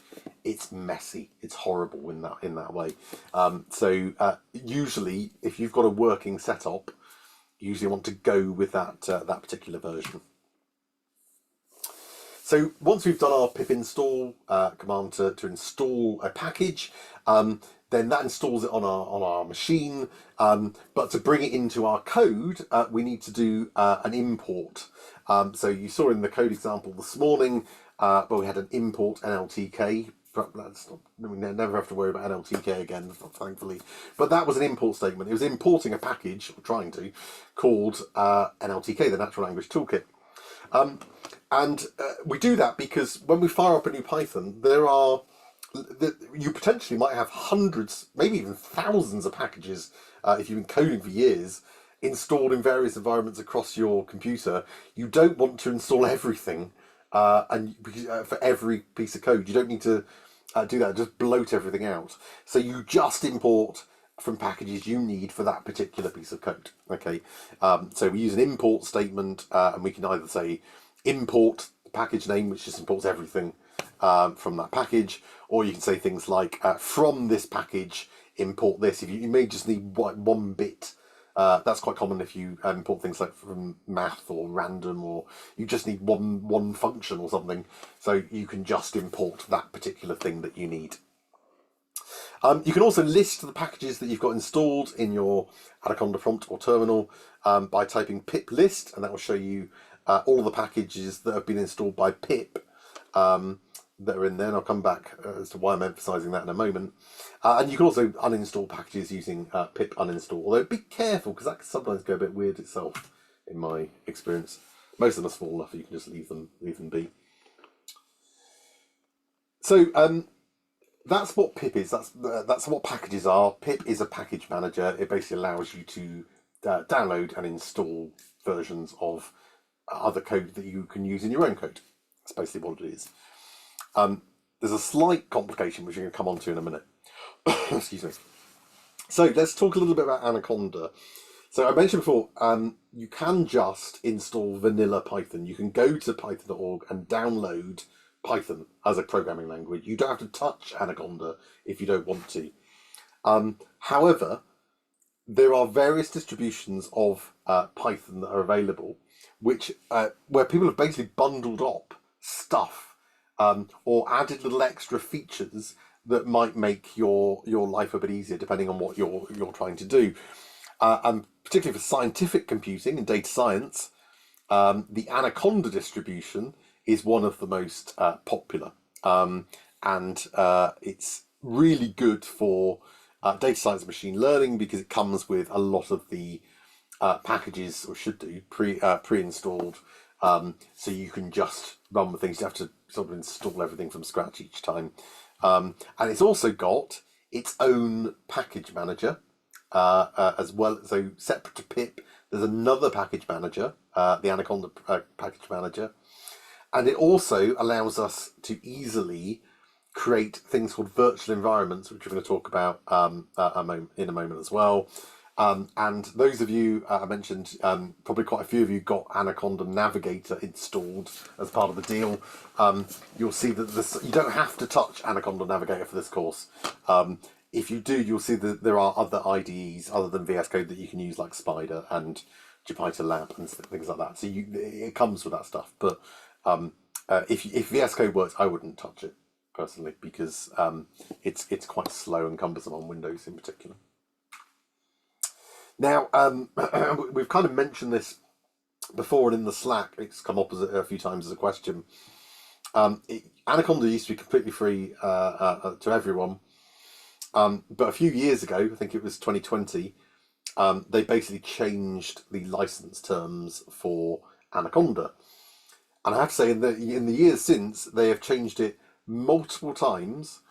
So the principle remains the same, but they keep tweaking the little details, which is very frustrating. So much so that they tweaked it in between the time our information went out for HSMA 6 and me checking again the other week. It's changed again. So you can't now use Anaconda for what they call commercial purposes. What they define as commercial purposes keeps slightly changing. So it used to be, at the time we were sending out the information for HSMA 6, the definition was you can't be making profit in your organisation. So for most of you, that should have been absolutely fine. However, they've now changed it to say that, but also if your organisation is more than 200 employees, then they now count it as a commercial organisation regardless, which I think is madness, personally. You will all be fine whilst you're on HSMA because there is a caveat that if you are using it for educational purposes, then you are all right. So you're okay while you're on HSMA, but you will need to check the licensing, which will probably change again by the time you finish HSMA, to check whether you can carry on using Anaconda after, depending on the what your organisation is and how it falls in their licensing terms. So just be aware of that. There are alternatives. I know some of you have got Miniconda installed, for example. There are various alternatives. I think I think we will, for HSMA 7, look at recommending something like that, or something a bit, because the the terms are just too unstable on Anaconda, and it would be nice if you didn't have to worry about that kind of stuff. But you don't have to worry about it for the next 15 months at least. So you're good on that. So we're using Anaconda, and as we've talked about, Anaconda has its own package manager. So the main Python package manager is pip, but Anaconda has its own that you can use as well. And it uses its own set of repositories. So pip uses the PyPy .org as its main source for packages. But the Anaconda package manager has its own sources and its own repository of packages. Now, there are a couple of advantages to using the Conda package manager as opposed to pip. One advantage is that you can, with the Conda package manager, you can install packages that have been written in any language. Pip is Python only, so you can only install packages that have been written in Python. So Conda allows you to install stuff that was written in a different language, which can be quite helpful because, as we mentioned before, Python is a great language for many reasons, but efficiency isn't its strong point. So you can install stuff that was actually written in a different language, which can be quite handy. And it also makes some additional checks to make sure that things don't break each other. So I mentioned a minute ago that about version numbering, why that was important, because sometimes you can install a package and actually that then requires this package over here, but it needs that version of this package, because if it's that version breaks it, which in turn will break something else, and you can get into a right sort of mess. Conda has some additional checks it does to make sure things don't break like that, which is quite a useful thing. But there is a major disadvantage with using the Anaconda package manager, and that's that the pip, the PyPy repository that is used by pip, there is so much more available there in terms of packages than Conda. So there'll be stuff on PyPy that just isn't available on Anaconda, or they will be available, but Conda's got an older version of it, and you would like a newer version. So it does have that significant drawback, unfortunately. Now you can use either, because you've got Anaconda installed. You can use either. You can use pip or you can use Conda. What you shouldn't do, though, is to mix within the same virtual environment. Again, I'll talk about those in a moment. You shouldn't mix Conda installs and pip installs. It's generally very bad practice and can lead to all sorts of headaches. So stick with one for a particular environment, either Conda or pip.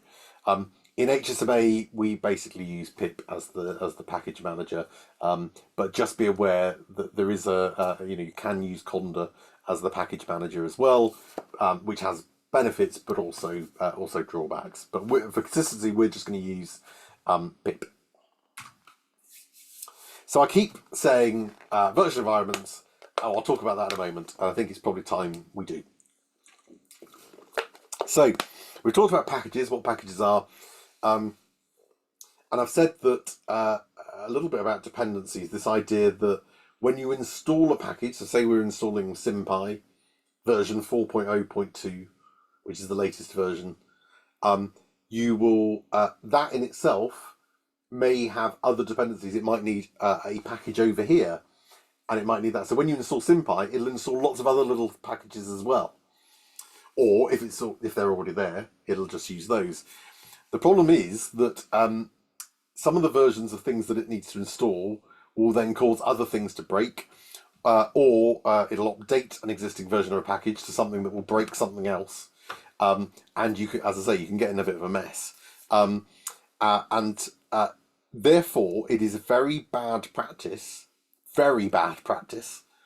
to just pip install or even Conda install stuff in your base environment. Okay. So despite me saying, here's how you pip install, I don't want you then going off and typing pip install. I mean, you'll be all right with SymPy, but don't type in pip install in your base environment. It's very risky.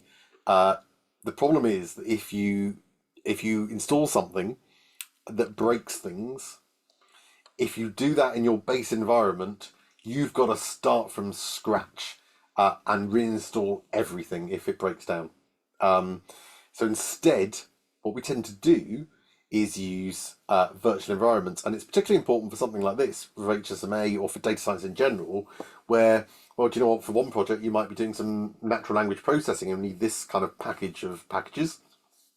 And then you might go off and do some discrete event simulation, which will use totally different things. And then you might do some geographic modelling, which you may use GeoPandas, which you'll cover in the course. And GeoPandas is a prime offender for breaking things. So you absolutely never, ever install GeoPandas in your base environment unless you really want a nightmare.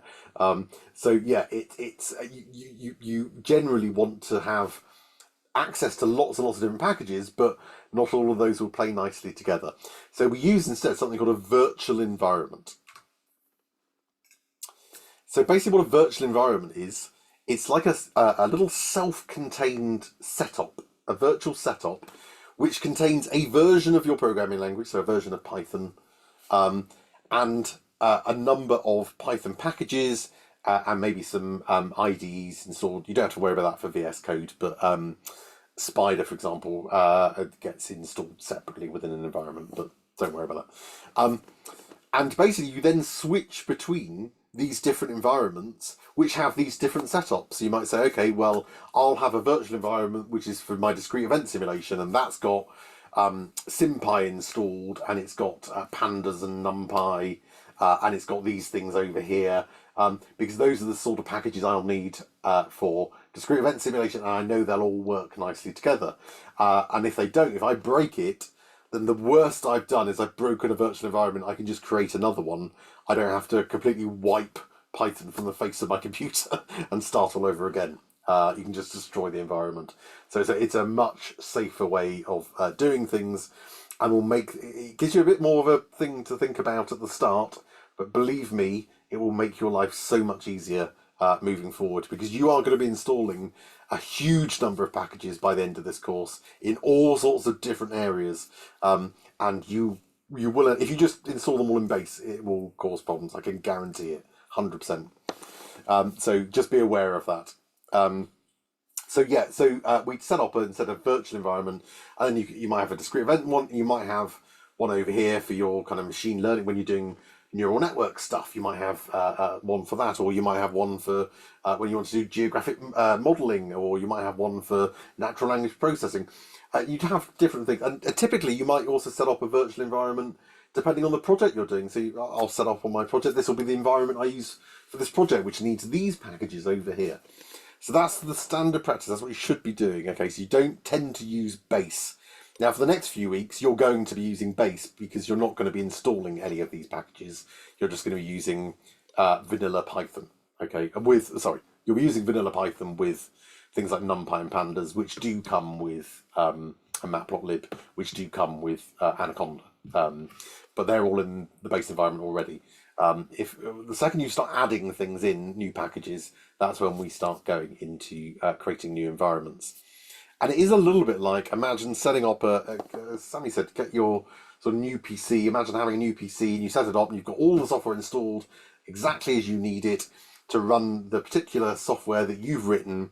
And it's a bit like saying, right, that's the computer I'll use when I need to do this. Okay, and you can set up as many of these as you like. They're just little virtual mini computers, if you like. I've compared down here, which I think is probably quite an apt thing. If you just install stuff in the base environment, which you will by default, it is a bit like playing Buckaroo with your computer. It will eventually go. I can guarantee it. It'll just be a case of when. So just think about using environments. So how do you create these environments using Anaconda? We said one of the advantages of the Anaconda distribution was it came with this nice facility to allow you to easily create these things, and we can create them in the either the Anaconda prompt if we're in Windows, or terminal if we're in Linux or Mac OS. And to create an environment, we simply in the prompt or in terminal we say conda create, and then a double hyphen, and then and then name, and then a space, and then whatever we want to call our environment. And you can call it anything you like. It has to be a single word, hence the underscores if you've got multiple words. And I don't think you can have symbols from memory. Not that you should includes stuff like that anyway. So that's how you create a new environment, and it's as easy as that. What that will do is it will create the Anaconda way of doing this. It'll create a new virtual Anaconda environment, which will have a default installation of Python, which will be, I think it grabs whatever the newest one is, or the newest one in the Anaconda distribution, and a few essential packages. So when you in your base Anaconda environment, you've got hundreds of packages in there that you can access that all come with Anaconda. If you then create a virtual environment in Anaconda, it'll bring a few of those across. NumPy is one of those. That's part of the reason I selected NumPy for that piece of code earlier. NumPy always gets carried across, and there's a few others. But not all of them do. So some of them you'll then have to install manually, even though they would be there in your base environment. You'd have to bring them in. Pandas is a good example. So NumPy and Pandas, two of the packages you'll use a lot in data science. We cover them in a couple of weeks. NumPy comes across, Pandas doesn't. So you have to pip install it. It only installs physically once on your computer. So if it's already in the base environment, which Pandas would be, then it just tells it that it sort of puts it into that environment, but it doesn't use up more. It doesn't replicate the amount of disk space the original one needed. It just gives it access in that way. Now, again, typically you want to put in version numbers, even for things like Python, because, as I said, you don't necessarily want to be using the newest version of Python. Now, this won't give you if you just use this top command, it won't necessarily give you the newest version of Python. It'll give you the newest version of Python that Anaconda use. However, you still may want to specify your own version. So you can use this command and at the end put Python equals and then put the exact version of Python that you want. So in practice, that's probably how you want to set up your environments as well. So new environment, you get Python. If you specify the version, you get that version. Otherwise, you just get the most up-to-date one in Anaconda, plus a couple of other packages that get carried across to everything in Anaconda. So once you've created your environment, you have to switch into it if you want to start using it. And if you're doing that in the terminal or the Anaconda prompt, we use conda activate name of environment.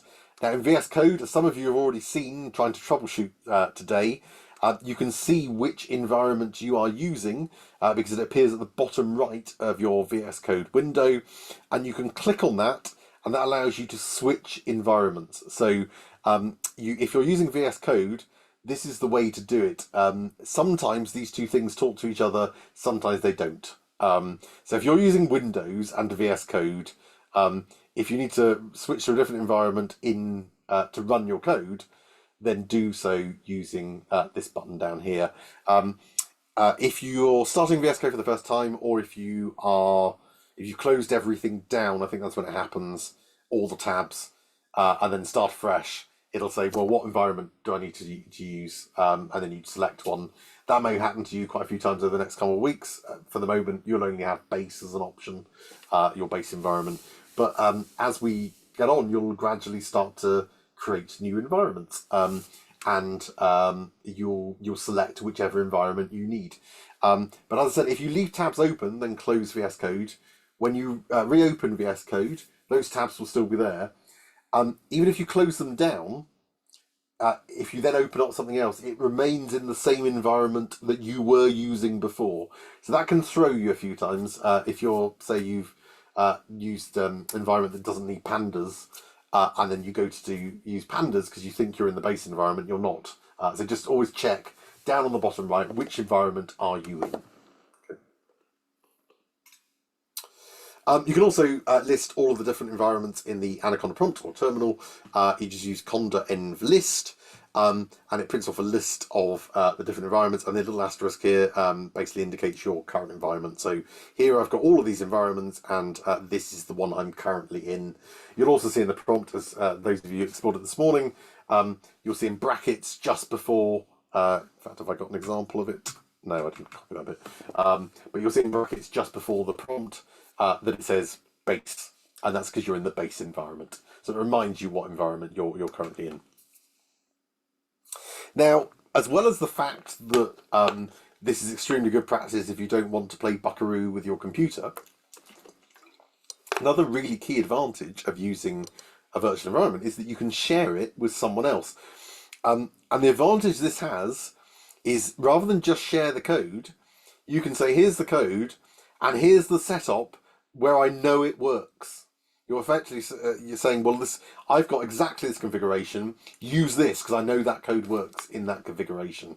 And so they're hugely useful for that, because you could, if you didn't do that and somebody just used their own, they'd have to then install their own versions of the packages, and then maybe then install the wrong version, and then that might break part of their computer. So you should always share your setup that gets your working code.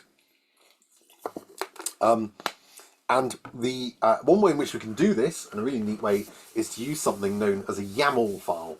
So .yml, and they are pronounced YAML. And of course, YAML is an acronym, and the full acronym is YAML. The file extension is .yml, just to further confuse you, but they're actually YAML, YAML files. And here those comedians go again. YAML stands for YAML ain't markup language. Hilarious, absolutely hilarious. Those damn recursive acronyms. But that's what it stands for. And YAML files are basically all they are. They look like this. They're just text files that have their own little syntax, and it basically lists down the packages and versions of those packages primarily that are needed to create that environment. So if you create an environment here in this example, an environment called GeoPandas, this will create a Conda environment called GeoPandas, and it'll install these packages with these version numbers. That's basically how it works. So rather than you having to manually type Conda create and create your own environment, you can just use one of these YAML files and it'll do it for you. You import the YAML file and it'll create that environment with that name, and it'll install the packages according to the YAML file. So much easier. So it's really nice. Now the good news is that that's what we'll be doing on HSMA. So you will get you won't have to be told you have to create this environment and you have to manually install these packages. We will say, here's the YAML file. It'll be in your repository if you need one. There'll be instructions there, and we'll show you in a moment how you do it. And you'll basically use that YAML file, and it'll automatically create the environment you need. Then you just switch into that environment when you need to run the code for that particular session. So it makes it nice and easy. And we can use Anaconda in order to create and import these YAML files. So if we want to create an environment from a YAML file, so that's going to be common for what you're doing, because I'll give you a YAML file in the repository, or Sammy will provide one for one of her sessions. We'll give you a YAML file, and you basically then need to create an environment from it. And to do that, this is what you'll do. You'll go into your Anaconda prompt or your terminal if you're in Unix. You'll navigate to the directory that contains your YAML file, which in HSMA is usually stored in a subfolder called environment. And then you will type in this command, conda env create -f environment.yaml. Now, it's standard convention. You can call the environment file whatever you like, but the convention is you call all of them environment.yml. Okay. The actual name of the environment is stored in the YAML file. So here, the name of that environment is GeoPandas. Okay. You typically call the file itself environment. You don't have to. There's nothing stopping you, but typically people just call them environment.yml. So literally that line of code, word for word, is what you will type in. You'll navigate to your the environment directory for that repository. Download it from GitHub, navigate to the environment directory, and type that in, and it'll set up the environment for you that you need. Obviously, once that's set up and created, it'll tell you, and then you can switch into that environment using either the conda activate command, or if you just need to run it in VSCode, the code, you just select your environment using the button on the bottom right. Now, there's different ways in which you can do this, because you need to use some form of terminal, command prompt, whatever it may be, which means that you are going to be by default in a particular directory, and by default is usually the root directory of your computer. That can vary depending. Windows and Unix have very different file structures, which further complicates things.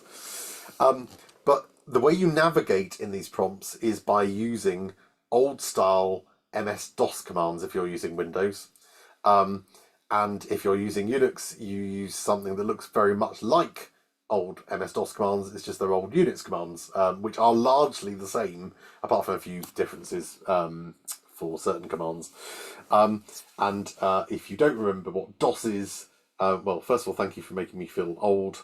But I suspect there are many of you here who do remember DOS. Basically, it was the thing that came before Windows.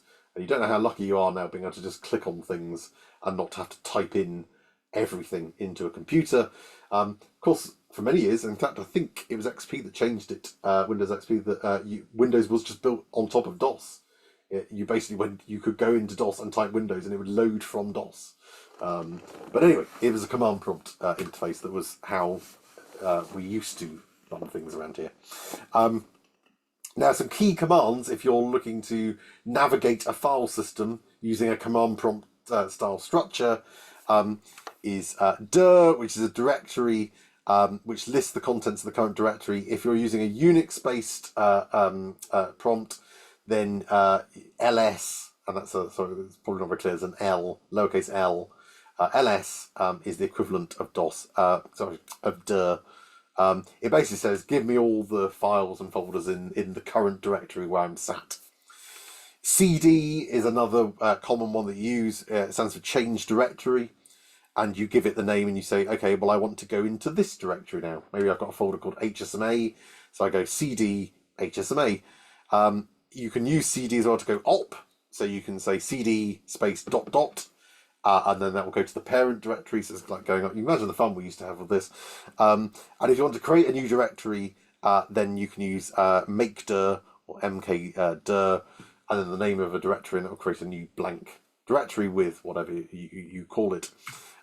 Now, typically, you're only really going to need this largely to get into the environment folder. Okay, if you're using Windows, your best bet. So if you're let's start. If you're using Unix, like Mac or Linux, then you can usually just open the terminal wherever you like. So you could double click into the environment folder, and you can usually, it depends on your thing, but you can usually sort of right click, or there'll be an option to open the terminal there, and it'll just be there, and you'll be in the correct directory. Windows doesn't have that, unfortunately. Of course it doesn't. So instead, you could go through and go change directory HSMA /. You could do all of that. But a better way, assuming you're using a version of Windows that has this or something equivalent, because some of you may not, but the easiest way to do that is to go use the cd command, and you can give the full file path then after a cd command to get you straight to that directory. And you can get the full path if you're on Windows 11. I think this works for 10, where you can right click on the file explorer and click copy address as text. If you're using an earlier version of Windows, you can probably get most of it through the properties, I believe, and then you can just paste it into your prompt. Okay, so just be aware of that. It's a little bit more fiddly on Windows, but if you're on a Unix-based OS, it's really easy to do that. You may also want to, just for simplicity, perhaps keep HSMA near your sort of root directory, so your path names aren't too long. Will also be helpful. So that's how you import them, which is mostly what you're going to be doing initially. Certainly during the training, we're going to say, okay, this week we're going to be learning about SymPy. You're going to be running SymPy code. You're going to need this set of packages. So here's the environment you need to import. So you'll do what I've just told you there. You navigate, you download the repository, navigate to the environment folder, and then import it using Anaconda, and it'll set it up for you. But you might want to do it the other way around, particularly when you start doing your own projects. You would typically then want to export an environment. Say, okay, well, I want to give this to other people, I want to share it, I want to put it up on GitHub. and therefore I want to provide an environment. So other people that want to download and use this, they can just import my environment, and I know everything will work for them. So to create a YAML file to export the environment, we either write one manually, or we can ask Anaconda to create one for us. So to get Anaconda to do it, we can use this command, conda env export environment.yaml. And again, because we always tend to call them environment.yaml, then you can use that word for word. Now, what that will do is that will create a YAML file that will contain the name of the environment you created, as well as the packages and their versions. Okay. So if you are in so you'd have to activate whatever environment you were in first. So let's say you created an environment called discrete event, and you'd go conda activate discrete event to switch into that environment, and then you'd export it, and that would export all of those packages, and it would create the YAML file for you. So, oh yeah, well, you were using, SymPy version 4.0.2 and Pandas version 2. etc. etc. Okay, and it'll write all that for you.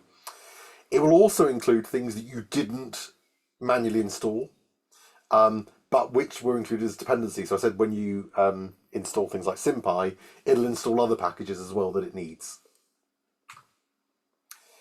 However, I need to talk about something now, and we need to make this abundantly clear, because this isn't quite as easy as it sounds. Importing is fine, generally, so you'll be all right on this course. I'm using Windows begrudgingly to make sure this is as easy as possible for you. All of the environments you import will work on your operating systems, regardless of what you've got. We should do anyway. It's a little bit tricky when you're exporting, particularly if you're using Windows. So Windows is rubbish for data science. There is no getting around that. It is not designed for this. Data science, real data scientists do not use Windows. Okay, and this is getting to the point now where packages are actively either having their support removed. So TensorFlow, which is Google's big neural network package, which we will cover in the machine learning. You can still install TensorFlow on Windows, and that's what we'll be doing in the course, but it's not getting any further updates. They've abandoned Windows. It's only Unix-based operating systems that will now get updates. You have that issue where you get things that just drop support. You have things that were never supported in the first place. There are big natural language processing packages that you just don't exist on Windows. You just can't use them. Full stop. Things that are around some of the biggest packages in the world, you just can't do on Windows. It doesn't exist. So that's a problem. You may also have the issue that even if the package continues to be supported on Windows, very often it'll be a few versions behind. So that can cause issues in itself as well. So it's not ideal. Okay, people who develop these things just assume that people who are doing data science, you're going to be using Linux, because Windows is not where data science happens. Now, we have to be pragmatic in this course, and we recognise that virtually all of you are going to be using Windows. Some of you may be using Mac, and the odd 1 or 2 stars may be using Linux, but that is not going to be an option for most of you. So we write this course in Windows to make sure that everything works in Windows, and to make it as compatible as possible. Now, there is an option to use Windows subsystem for Linux, which we've talked about a little bit before. I'll just briefly mention it again in a moment, but we realise even that may not be an option. The reason I'm raising this is because it's something to be very aware of if you're going off to be data scientists, that you are going to run into this potential issue. Now, there may come a point, which TensorFlow have already said no more updates. It might become a point where actually the version of TensorFlow you're using is completely now useless, and is no longer supported at all, and you can't do what you need to, and so you're suddenly not able to use TensorFlow anymore. So really, to future-proof, you need access to something beyond Windows. So how might we get around that? And also, there's a slight issue here that we've talked about. Packages can vary widely in terms of their versions between Windows and other operating systems. So if you've developed your code on Windows and you've installed all the packages you need, and then you go to export that as an environment, there's a good chance that it won't work for somebody that's not using Windows. Similarly, somebody that's done their stuff in Linux, you'll go to try and import their environment and it won't work because those packages don't exist on Windows, so you can't use that. Now that code's useless to you. You can't use it. We need to be aware of this when we are exporting our environments. And there are basically three options that we can choose to get around this problem. First option, which is the best option, but least likely for all of you, I think, just don't use Windows for data science. Use Linux, or you can use Mac, which is built on top of Windows. Built on top of Windows, built on top of Unix, and gets the advantage of Unix. Unfortunately, we know that's not going to be a solution for most of you. And I hope that changes in years to come as organisations start to embrace data science. Option 2 is the one I'll come back to. This is the most likely option that you'll use, and that is to use what Conda call the cross-OS approach when you export an environment to a YAML file. And that basically is a slightly different way of doing the export that makes it a little bit easier to provide that YAML file to somebody using a different operating system. And by different, I mean primarily somebody using Windows or Unix. Those things become a bit more interchangeable.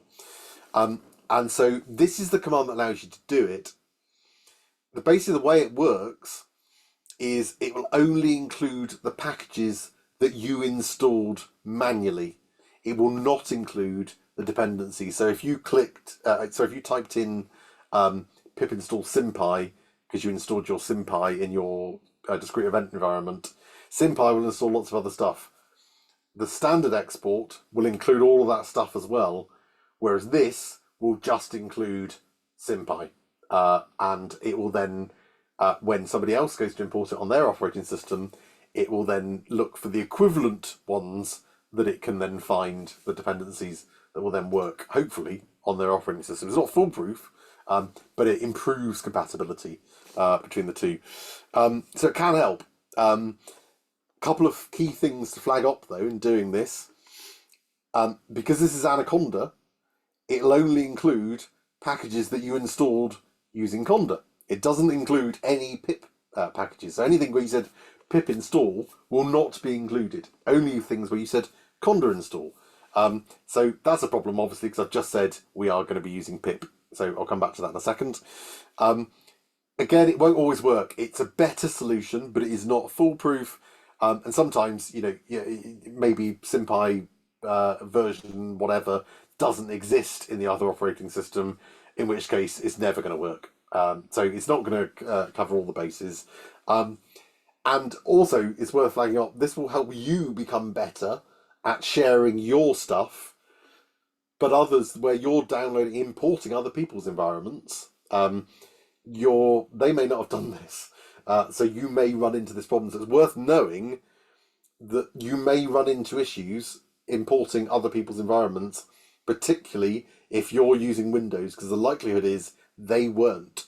So you may run into all sorts of problems. So again, another reason just to be wary of it. You can also omit package versions from a YAML file, so it'll just grab the newest version of any package. That's a dangerous game in itself. So that makes it a bit easier for things to slide through, because it says, well, just grab whatever the best version is that Windows has got access to. But that's dangerous for the reasons we talked about, that you can end up breaking things. You don't know what is going to happen then. And what if somebody installs this 3 years down the line, 5 years down the line, they then get a completely different version that could break the code. That's a risky way of doing things, to be honest.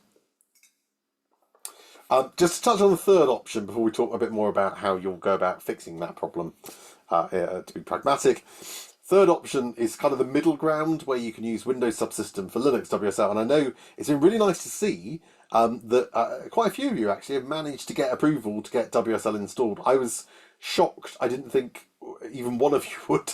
So I'm quite impressed by that. That's really good. That's progress. We've had maybe 2 people that have managed to get this installed. So that's really positive. What Windows Subsystem for Linux is, it's basically a kind of it's a bit like a virtual machine, although it works a little bit differently. So a standard virtual machine is like running a machine within a machine. It's like running a virtual version of a different computer. And normally a virtual machine doesn't have access to anything outside of that. It's like a walled garden. WSL works slightly differently because it's a Microsoft thing, and they've built it. Then it does allow some access to bits of its own operating system because it trusts itself. There are slight differences between that and a standard virtual machine, but basically it allows you to use a version of Linux within Windows. You can have Windows installed using Windows, but you can then use Linux within Windows, and it's really neat. It's a really neat little feature. It means you don't have to go and get a native install of Linux, and of course most of you probably won't have used Linux before, so there can be quite a bit of a. I mean, it's not that bad, but it can be a bit of a steep learning curve if you're new to it. So it can be a nice little option. Your IT department may not allow it. Those of you who have, we've got some nice links here, which I think these are the ones that we replicate on the website anyway. But this will take you step by step through how to do this, particularly if your IT department has installed it and allowed it for you. This will take you through how to link it up with VS Code, etc. Now, I'm going to say right now, if you are completely new to coding and if you've never touched Linux before, don't do this now. It's too much. It'll confuse you unnecessarily. But if you have got Windows Subsystem for Linux, I would argue, are nicely future-proofed. So once you're more comfortable, 6 months down the line, 9 months, 12 months, whatever it is, you can then use Windows Subsystem for Linux and get access to this stuff that you would not have if you were just using native Windows, and you will have a much more pleasurable experience using this. It's a bit of a it's not particularly complex. It's just that it's another thing to learn at the time that you are trying to learn a lot, and this is the steepest part of your training journey. Really, is over the next few weeks. But use those links if you have got it, and I highly recommend people use Linux. It's if you are going to use Linux, Ubuntu, which is the default installation in WSL, Ubuntu is really nice to use. Microsoft loves Ubuntu. It's if you've got the option of dual booting, which is what I do, where you install both operating systems and you can just switch between them when you start up. Ubuntu is the one that plays lovely with Windows. There's a couple of minor quirks, but it plays very nicely. Those two get on very well. Other Linux distributions can cause issues, but Microsoft loves Ubuntu, so you're good with that. So, out of the 3 options that we just talked about, let's go back, remembering we're talking about exporting our environments here. You're most likely going to need to use option 2, at least at the moment anyway, which is where you're going to basically try and create a YAML file that is a bit more compatible with other operating systems.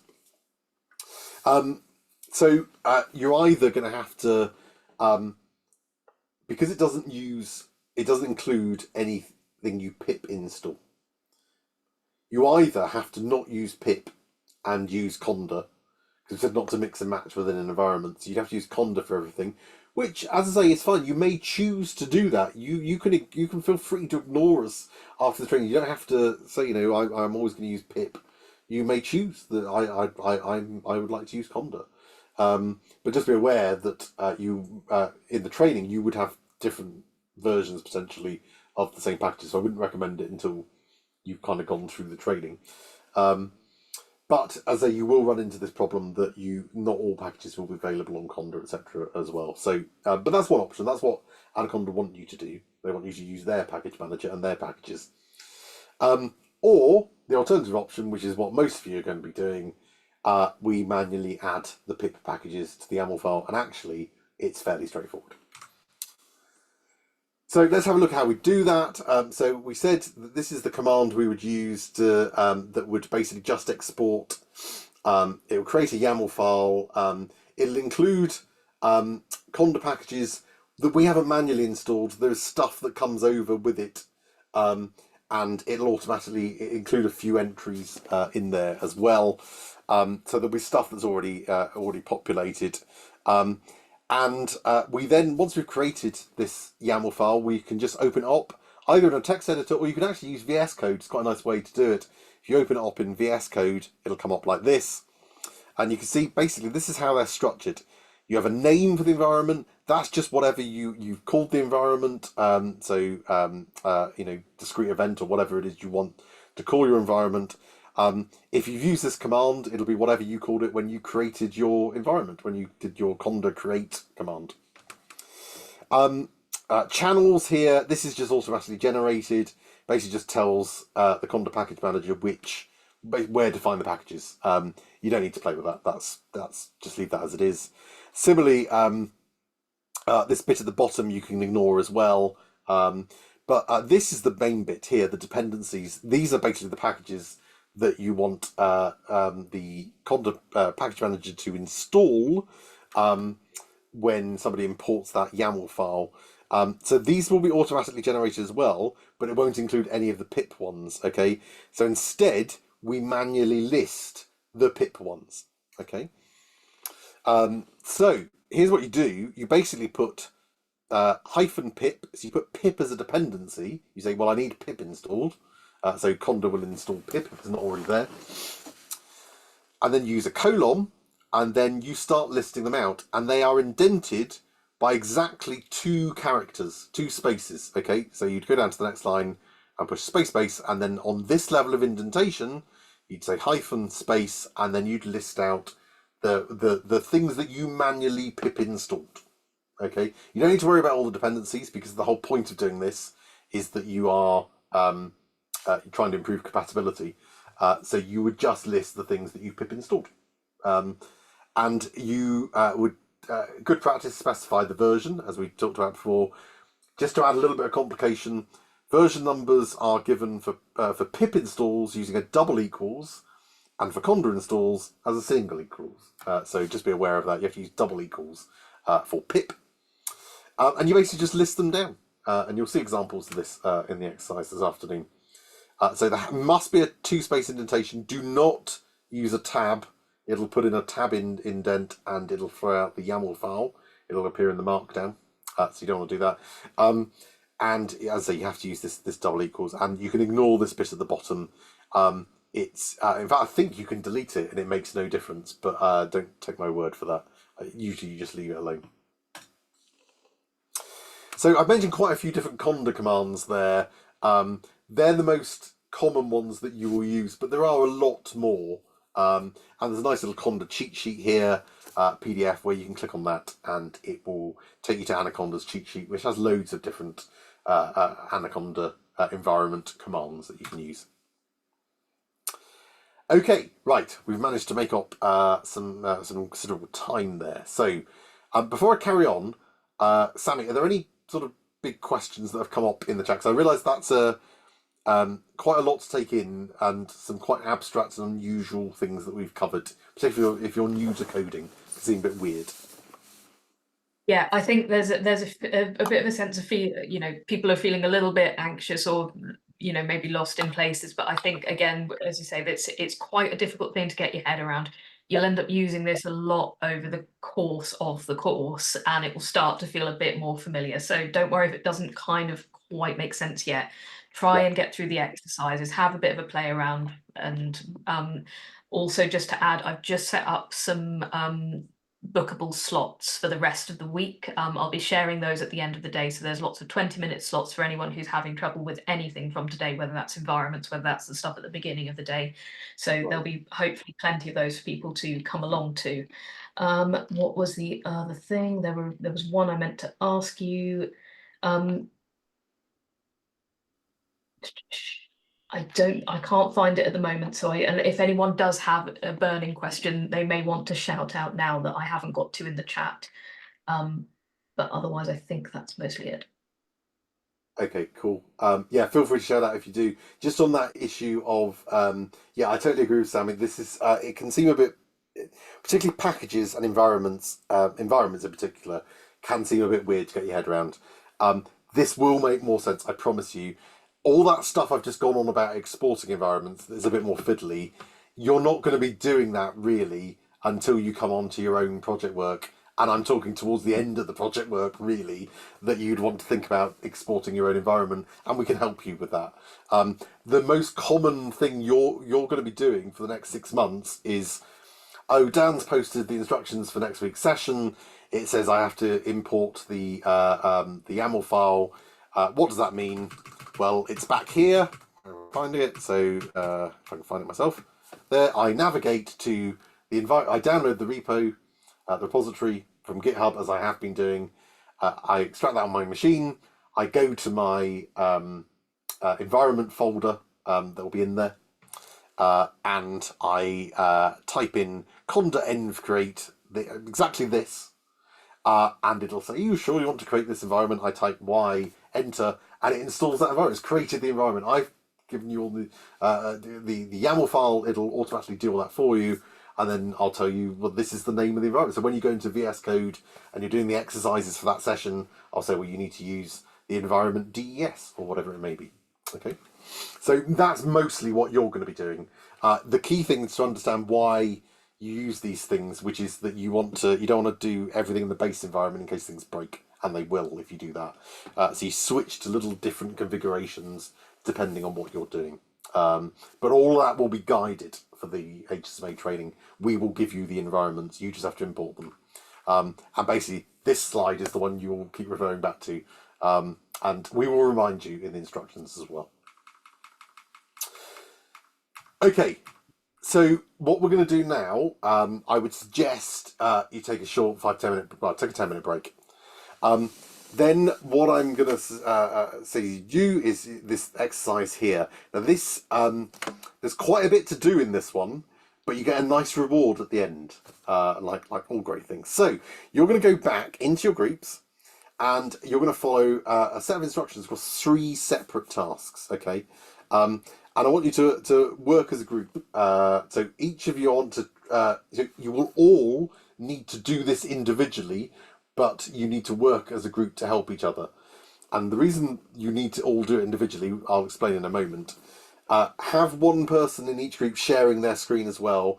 Keep checking to make sure that you're all keeping up. Really important. There's quite a lot to do here. And we'll give you, well, I mean, we've got spare time. So if we end up with spare time at the end, I can go back and show you a bit of CoLab. But let's see how it goes. We'll say, if we take a 10-minute break, by the time I stop talking, I've got a few more minutes to go. 20 past. We'll probably resume about 10 past 4. Okay, that will give you plenty of time to do this and have a little play if you manage to complete this as well. And basically what you're going to be doing is you're going to be practicing exactly the things we just talked about. This idea of managing packages, using pip and conda, using virtual environments, and importing and exporting virtual environments using YAML files, plus the reward at the end. So I'm just going to very quickly talk through all this. Obviously, all this is in your slides. Take this step by step. So the first part, you're basically going to create an environment. So the thing that I was just talking about, the fiddliest bit, we're starting with that. Now, the reason I say for you all to do this is because if you correctly complete this bit of the exercise, well done, you've got the environment ready for Module 2. When we get onto discrete event simulation, this is the environment you use. So when you get to the preparation instructions for that, hopefully you've already got it all set up. And if not, you can just follow these instructions, okay?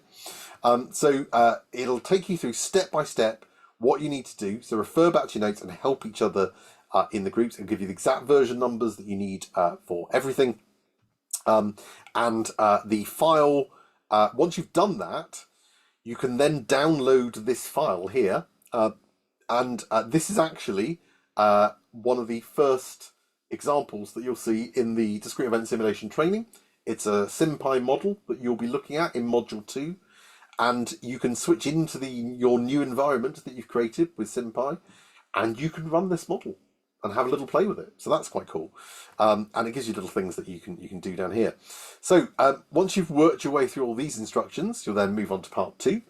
Part 2 is where you're going to create a new folder, and then within that you're going to create an environment, and then you're basically going to export that DES environment that you've just created, you're going to imagine that you're sharing it with someone else. You're not actually doing that in this case, but you imagine that you are, and you're going to export it. So just to give you a bit of practice on that. And I want you to export it to maximize compatibility, all those things I just talked about. So you have to create your little YAML file and do all that kind of stuff. And then the third part is you are going to visit this link here, and you're going to download a repository of code. And once you've downloaded it, you are going to extract that zip file somewhere locally on your machine. And once you've got that extracted, you'd go into the environment folder. So this is emulating kind of what you would do this is good practice for your training sessions. This is basically what you will do. You'll go into your environment folder, you'll create the new environment for the YAML folder, then you'll switch to it in VSCode, and then you'll run this file, daninvaders.py. And you'll remember we said HSMA has its own official game. This is the game. So if you manage to do it, you will get access to Dan Invaders. And here are the controls for Dan Invaders. You can post screenshots of your high scores in the Slack channel. We've got Dan Invaders high score table. You can use that to post any high scores, either today or beyond that. If you get any really good scores, we might be whimsical and allocate some PSG points. You never know. Some really good performance on Dan Invaders. Just a note to say, if you do get to this, hopefully you all get to this point. If you quit the game, the window often will just appear to have frozen and do nothing. Don't worry, that's completely normal. If you either run it again, it'll spring back to life, or if you exit VS Code, it'll just close. So don't worry, it's just a little artifact of Pygame, which is the Python package that is used for Dan Invaders. Awesome. Any questions?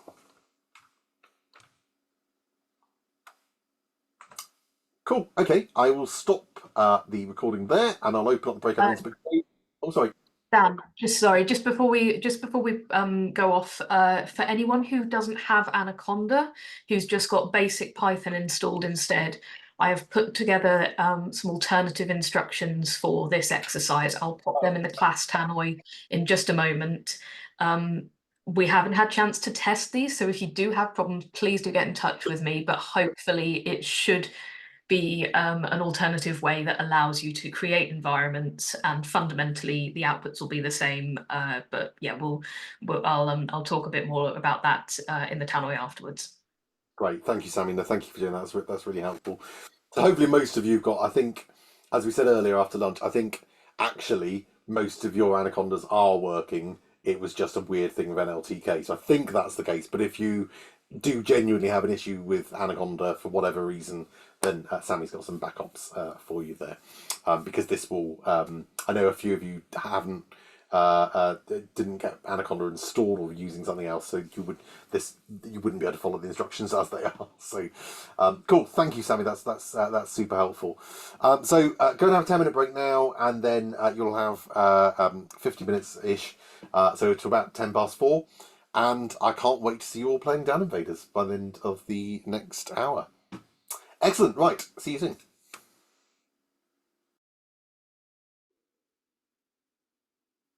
Hi everyone. Welcome back. So yeah, I just wanted to give you a little bit longer there because I going around the rooms. I think there are quite a few issues. I think that would be fair to say. So I think we've established that Sammy may be quite busy for the next few days with some clinics. I think that now what I've been seeing as I've been going round, I think there's a lot of problems with IT blocking stuff that keeps coming up. It also seems a lot of IT departments have installed 2 versions of Python, and I think that's really confusing it. And that seems to be a common issue that's coming up as well. Yeah, there just seemed to be a general issues with getting VS Code to properly see Conda. Sammy, what have been your sort of experiences going around? So, apologies, I think we've both been sort of trying to juggle multiple queries at the same time. Yeah, I think I'm actually seeing a lot of variation in the issues so far. So we've had some quite interesting ones. Sorry, my brain is mush at this point of the day. Um, I'm trying to remember. We've had quite a few issues, especially with because everyone's got different versions of Python, especially in the environments. I think we're having issues with kind of installs hanging indefinitely because it doesn't like the precise versions we're specifying. Python 3.12 doesn't play nicely with the specified version of NumPy. They've removed a load of functions from the newer version of Python that doesn't. So yeah, there's lots of issues. Um, as I say, I'll be opening up lots of slots. And actually, a lot of the time, all you need is 20 minutes one-on-one, and we will be able to resolve most of the problems, or I'll be able to at least tell you, you need to go and tell your IT to unblock this, do that, etc. And I think for a lot of things, we may be able to provide other workarounds, but there's only so much, unfortunately, we can do from our end. But it's been, yeah, don't panic. I know I've had a few people message saying, I feel like I'm really not getting this. You won't be the only ones. This is the worst part. Honestly, I would say probably the steepest learning curve of the whole thing. It will honestly get better next week. But we will find ways to solve hopefully all of your problems.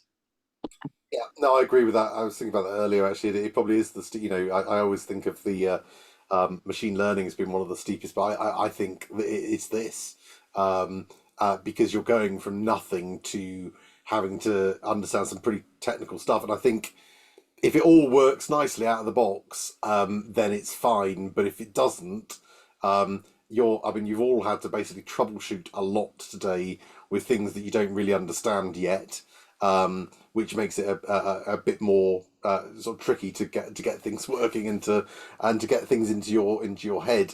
There are multiple ways to write Python. All of you should be able to access CoLab. I would advise you go and have a look through those CoLab slides.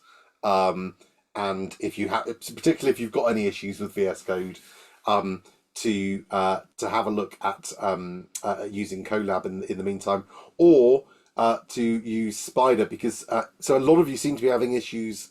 I think there may be different issues, but this is a common thread of VS Code is not correctly picking up Anaconda. And in some cases we managed to sort that, but in others it still seems a bit mysterious. If you use Spider, you shouldn't have that issue because it's within Anaconda. The whole thing's built in Anaconda Navigator, so it just uses Anaconda anyway.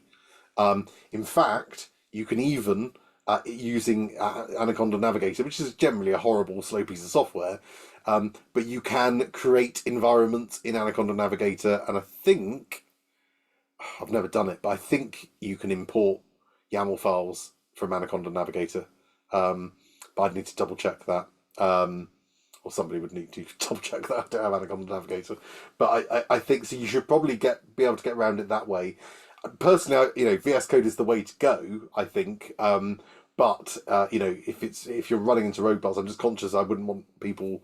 You're going to have a lot of information to take in over the coming weeks. Well, I think probably next week will seem quite light compared to today in a way when we get into sort of teaching the Python basics. But I don't want you having to also then simultaneously worry, well, hang on, I don't even think my software's set up correctly yet.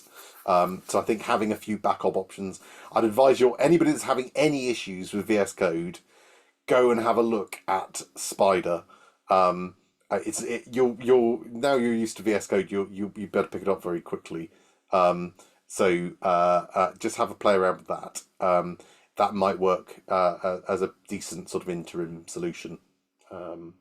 But yeah, it's a bit. Apologies, it's a bit of a tricky session. Obviously this is our first time officially using VS Code, although we transitioned all of the HSMAs, I think pretty much all of them, to VS Code last year without issue. But there seems to be a number of problems. This is the first time we've done it from the off, and I think there are various issues that hopefully Sammy will be able to get to the bottom of. I think we're starting to see various patterns of things that are emerging, various threads. So hopefully we can, as one person put it, at least tell you what you need to say to IT, if nothing else. But some of the things that I saw a few people with issues where they tried to install packages and it would come up trying to connect, or SSL or anything like that, that's IT blocking a port. That's easy to fix. In theory, I mean, it's technically easy to fix. So they should be able to do that if you just send them that screenshot. That's an easy fix. The more difficult ones will be where we're not quite sure why Anaconda isn't being picked up. Why Conda isn't being picked up correctly by VSCode, which seems very weird. I did hear towards the end quite a few of you using remote file spaces. That has caused issues before. Just to warn you as well, I completely forgot about this because it happened to me, but then somebody in the cohorts had it today.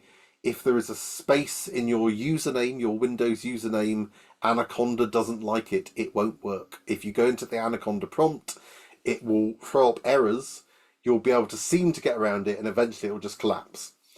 So that is also a problem. Only if you're on Windows. Again, it's a Windows Anaconda issue. Mostly because you can't have spaces in your username if you're on Unix. For exactly this reason, for stuff like this. But I think there are a few headaches around. So I'm not seeing too many people with that problem, but just be aware that can cause issues as well. You can potentially. I think Sammy, you put up some instructions, didn't you, about the kind of Python Venn virtual environment approach. If you're having any issues, if you had issues with the environments today, I would advise looking at Sammy's instructions. Which Sammy, do you want to just briefly say something about that? Yep, so the instructions that I've posted they're in the class Tannoy. I'll post them again after this, along with some other sort of just a bit of a summary of everything Dan's been saying in this last section about what we'd recommend if you're having different kinds of problems, what kind of alternatives we'd recommend if you're really struggling, etc. These instructions from that avoid Conda, they also are built into VS Code. So it's a little bit more complex in some ways, but also it kind of keeps everything within VS Code itself. And it's one of the benefits potentially of using VS Code. So it can be another way to manage your virtual environments that you might get on with better. So it could just be, both should fundamentally work for the course. So it can be a nice alternative, and I'll just make sure those slides are signposted. Yeah, great, thank you. So you've got a few options there, and as I say, if you want to stick with Conda, but it's not working in VS Code, Spider will get you through, and Jupyter Lab, because they're both in Anaconda Navigator, and you can change environments, you can create environments, etc., using Anaconda Navigator. So that is an option. But yeah, it's apologies, it's a bit of a mess. So this is the issue with hosting a course with 170 people from all different organisations across the country, where we've not installed the software. It's very difficult to know what on earth is going on. And as I was teaching this morning, I saw the number of chat messages got to 99 plus. I thought something's going wrong. So which we kind of expected, perhaps not to this scale, but it is unfortunately an issue. But there are options. We will get you using Python properly in some way. The next 3 weeks, you're just going to be using base Python, so you don't have to worry about environments for the next few weeks. All the things we'll do in the next 3 sessions will be standard Python stuff. Although if you go outside of Anaconda, there'll be extra installs you'll need to make.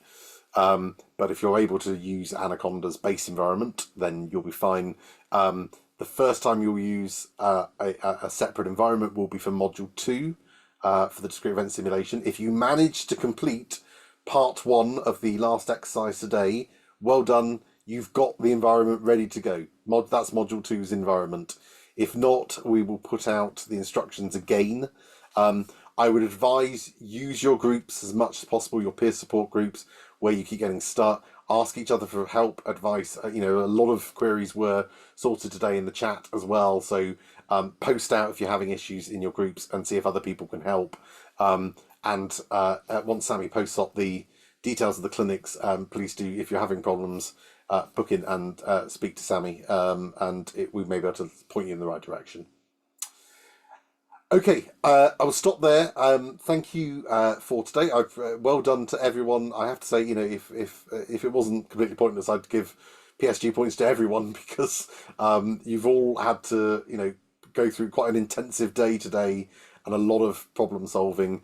But hopefully next week we can start having some fun with Python, however you're choosing to interact with Python, and we'll get you doing a bit of Python code. We'll stop there. As I say, look out for Sammy's instructions. We'll get the video up hopefully tomorrow, and we'll see you next week. Thanks, everyone. Bye bye.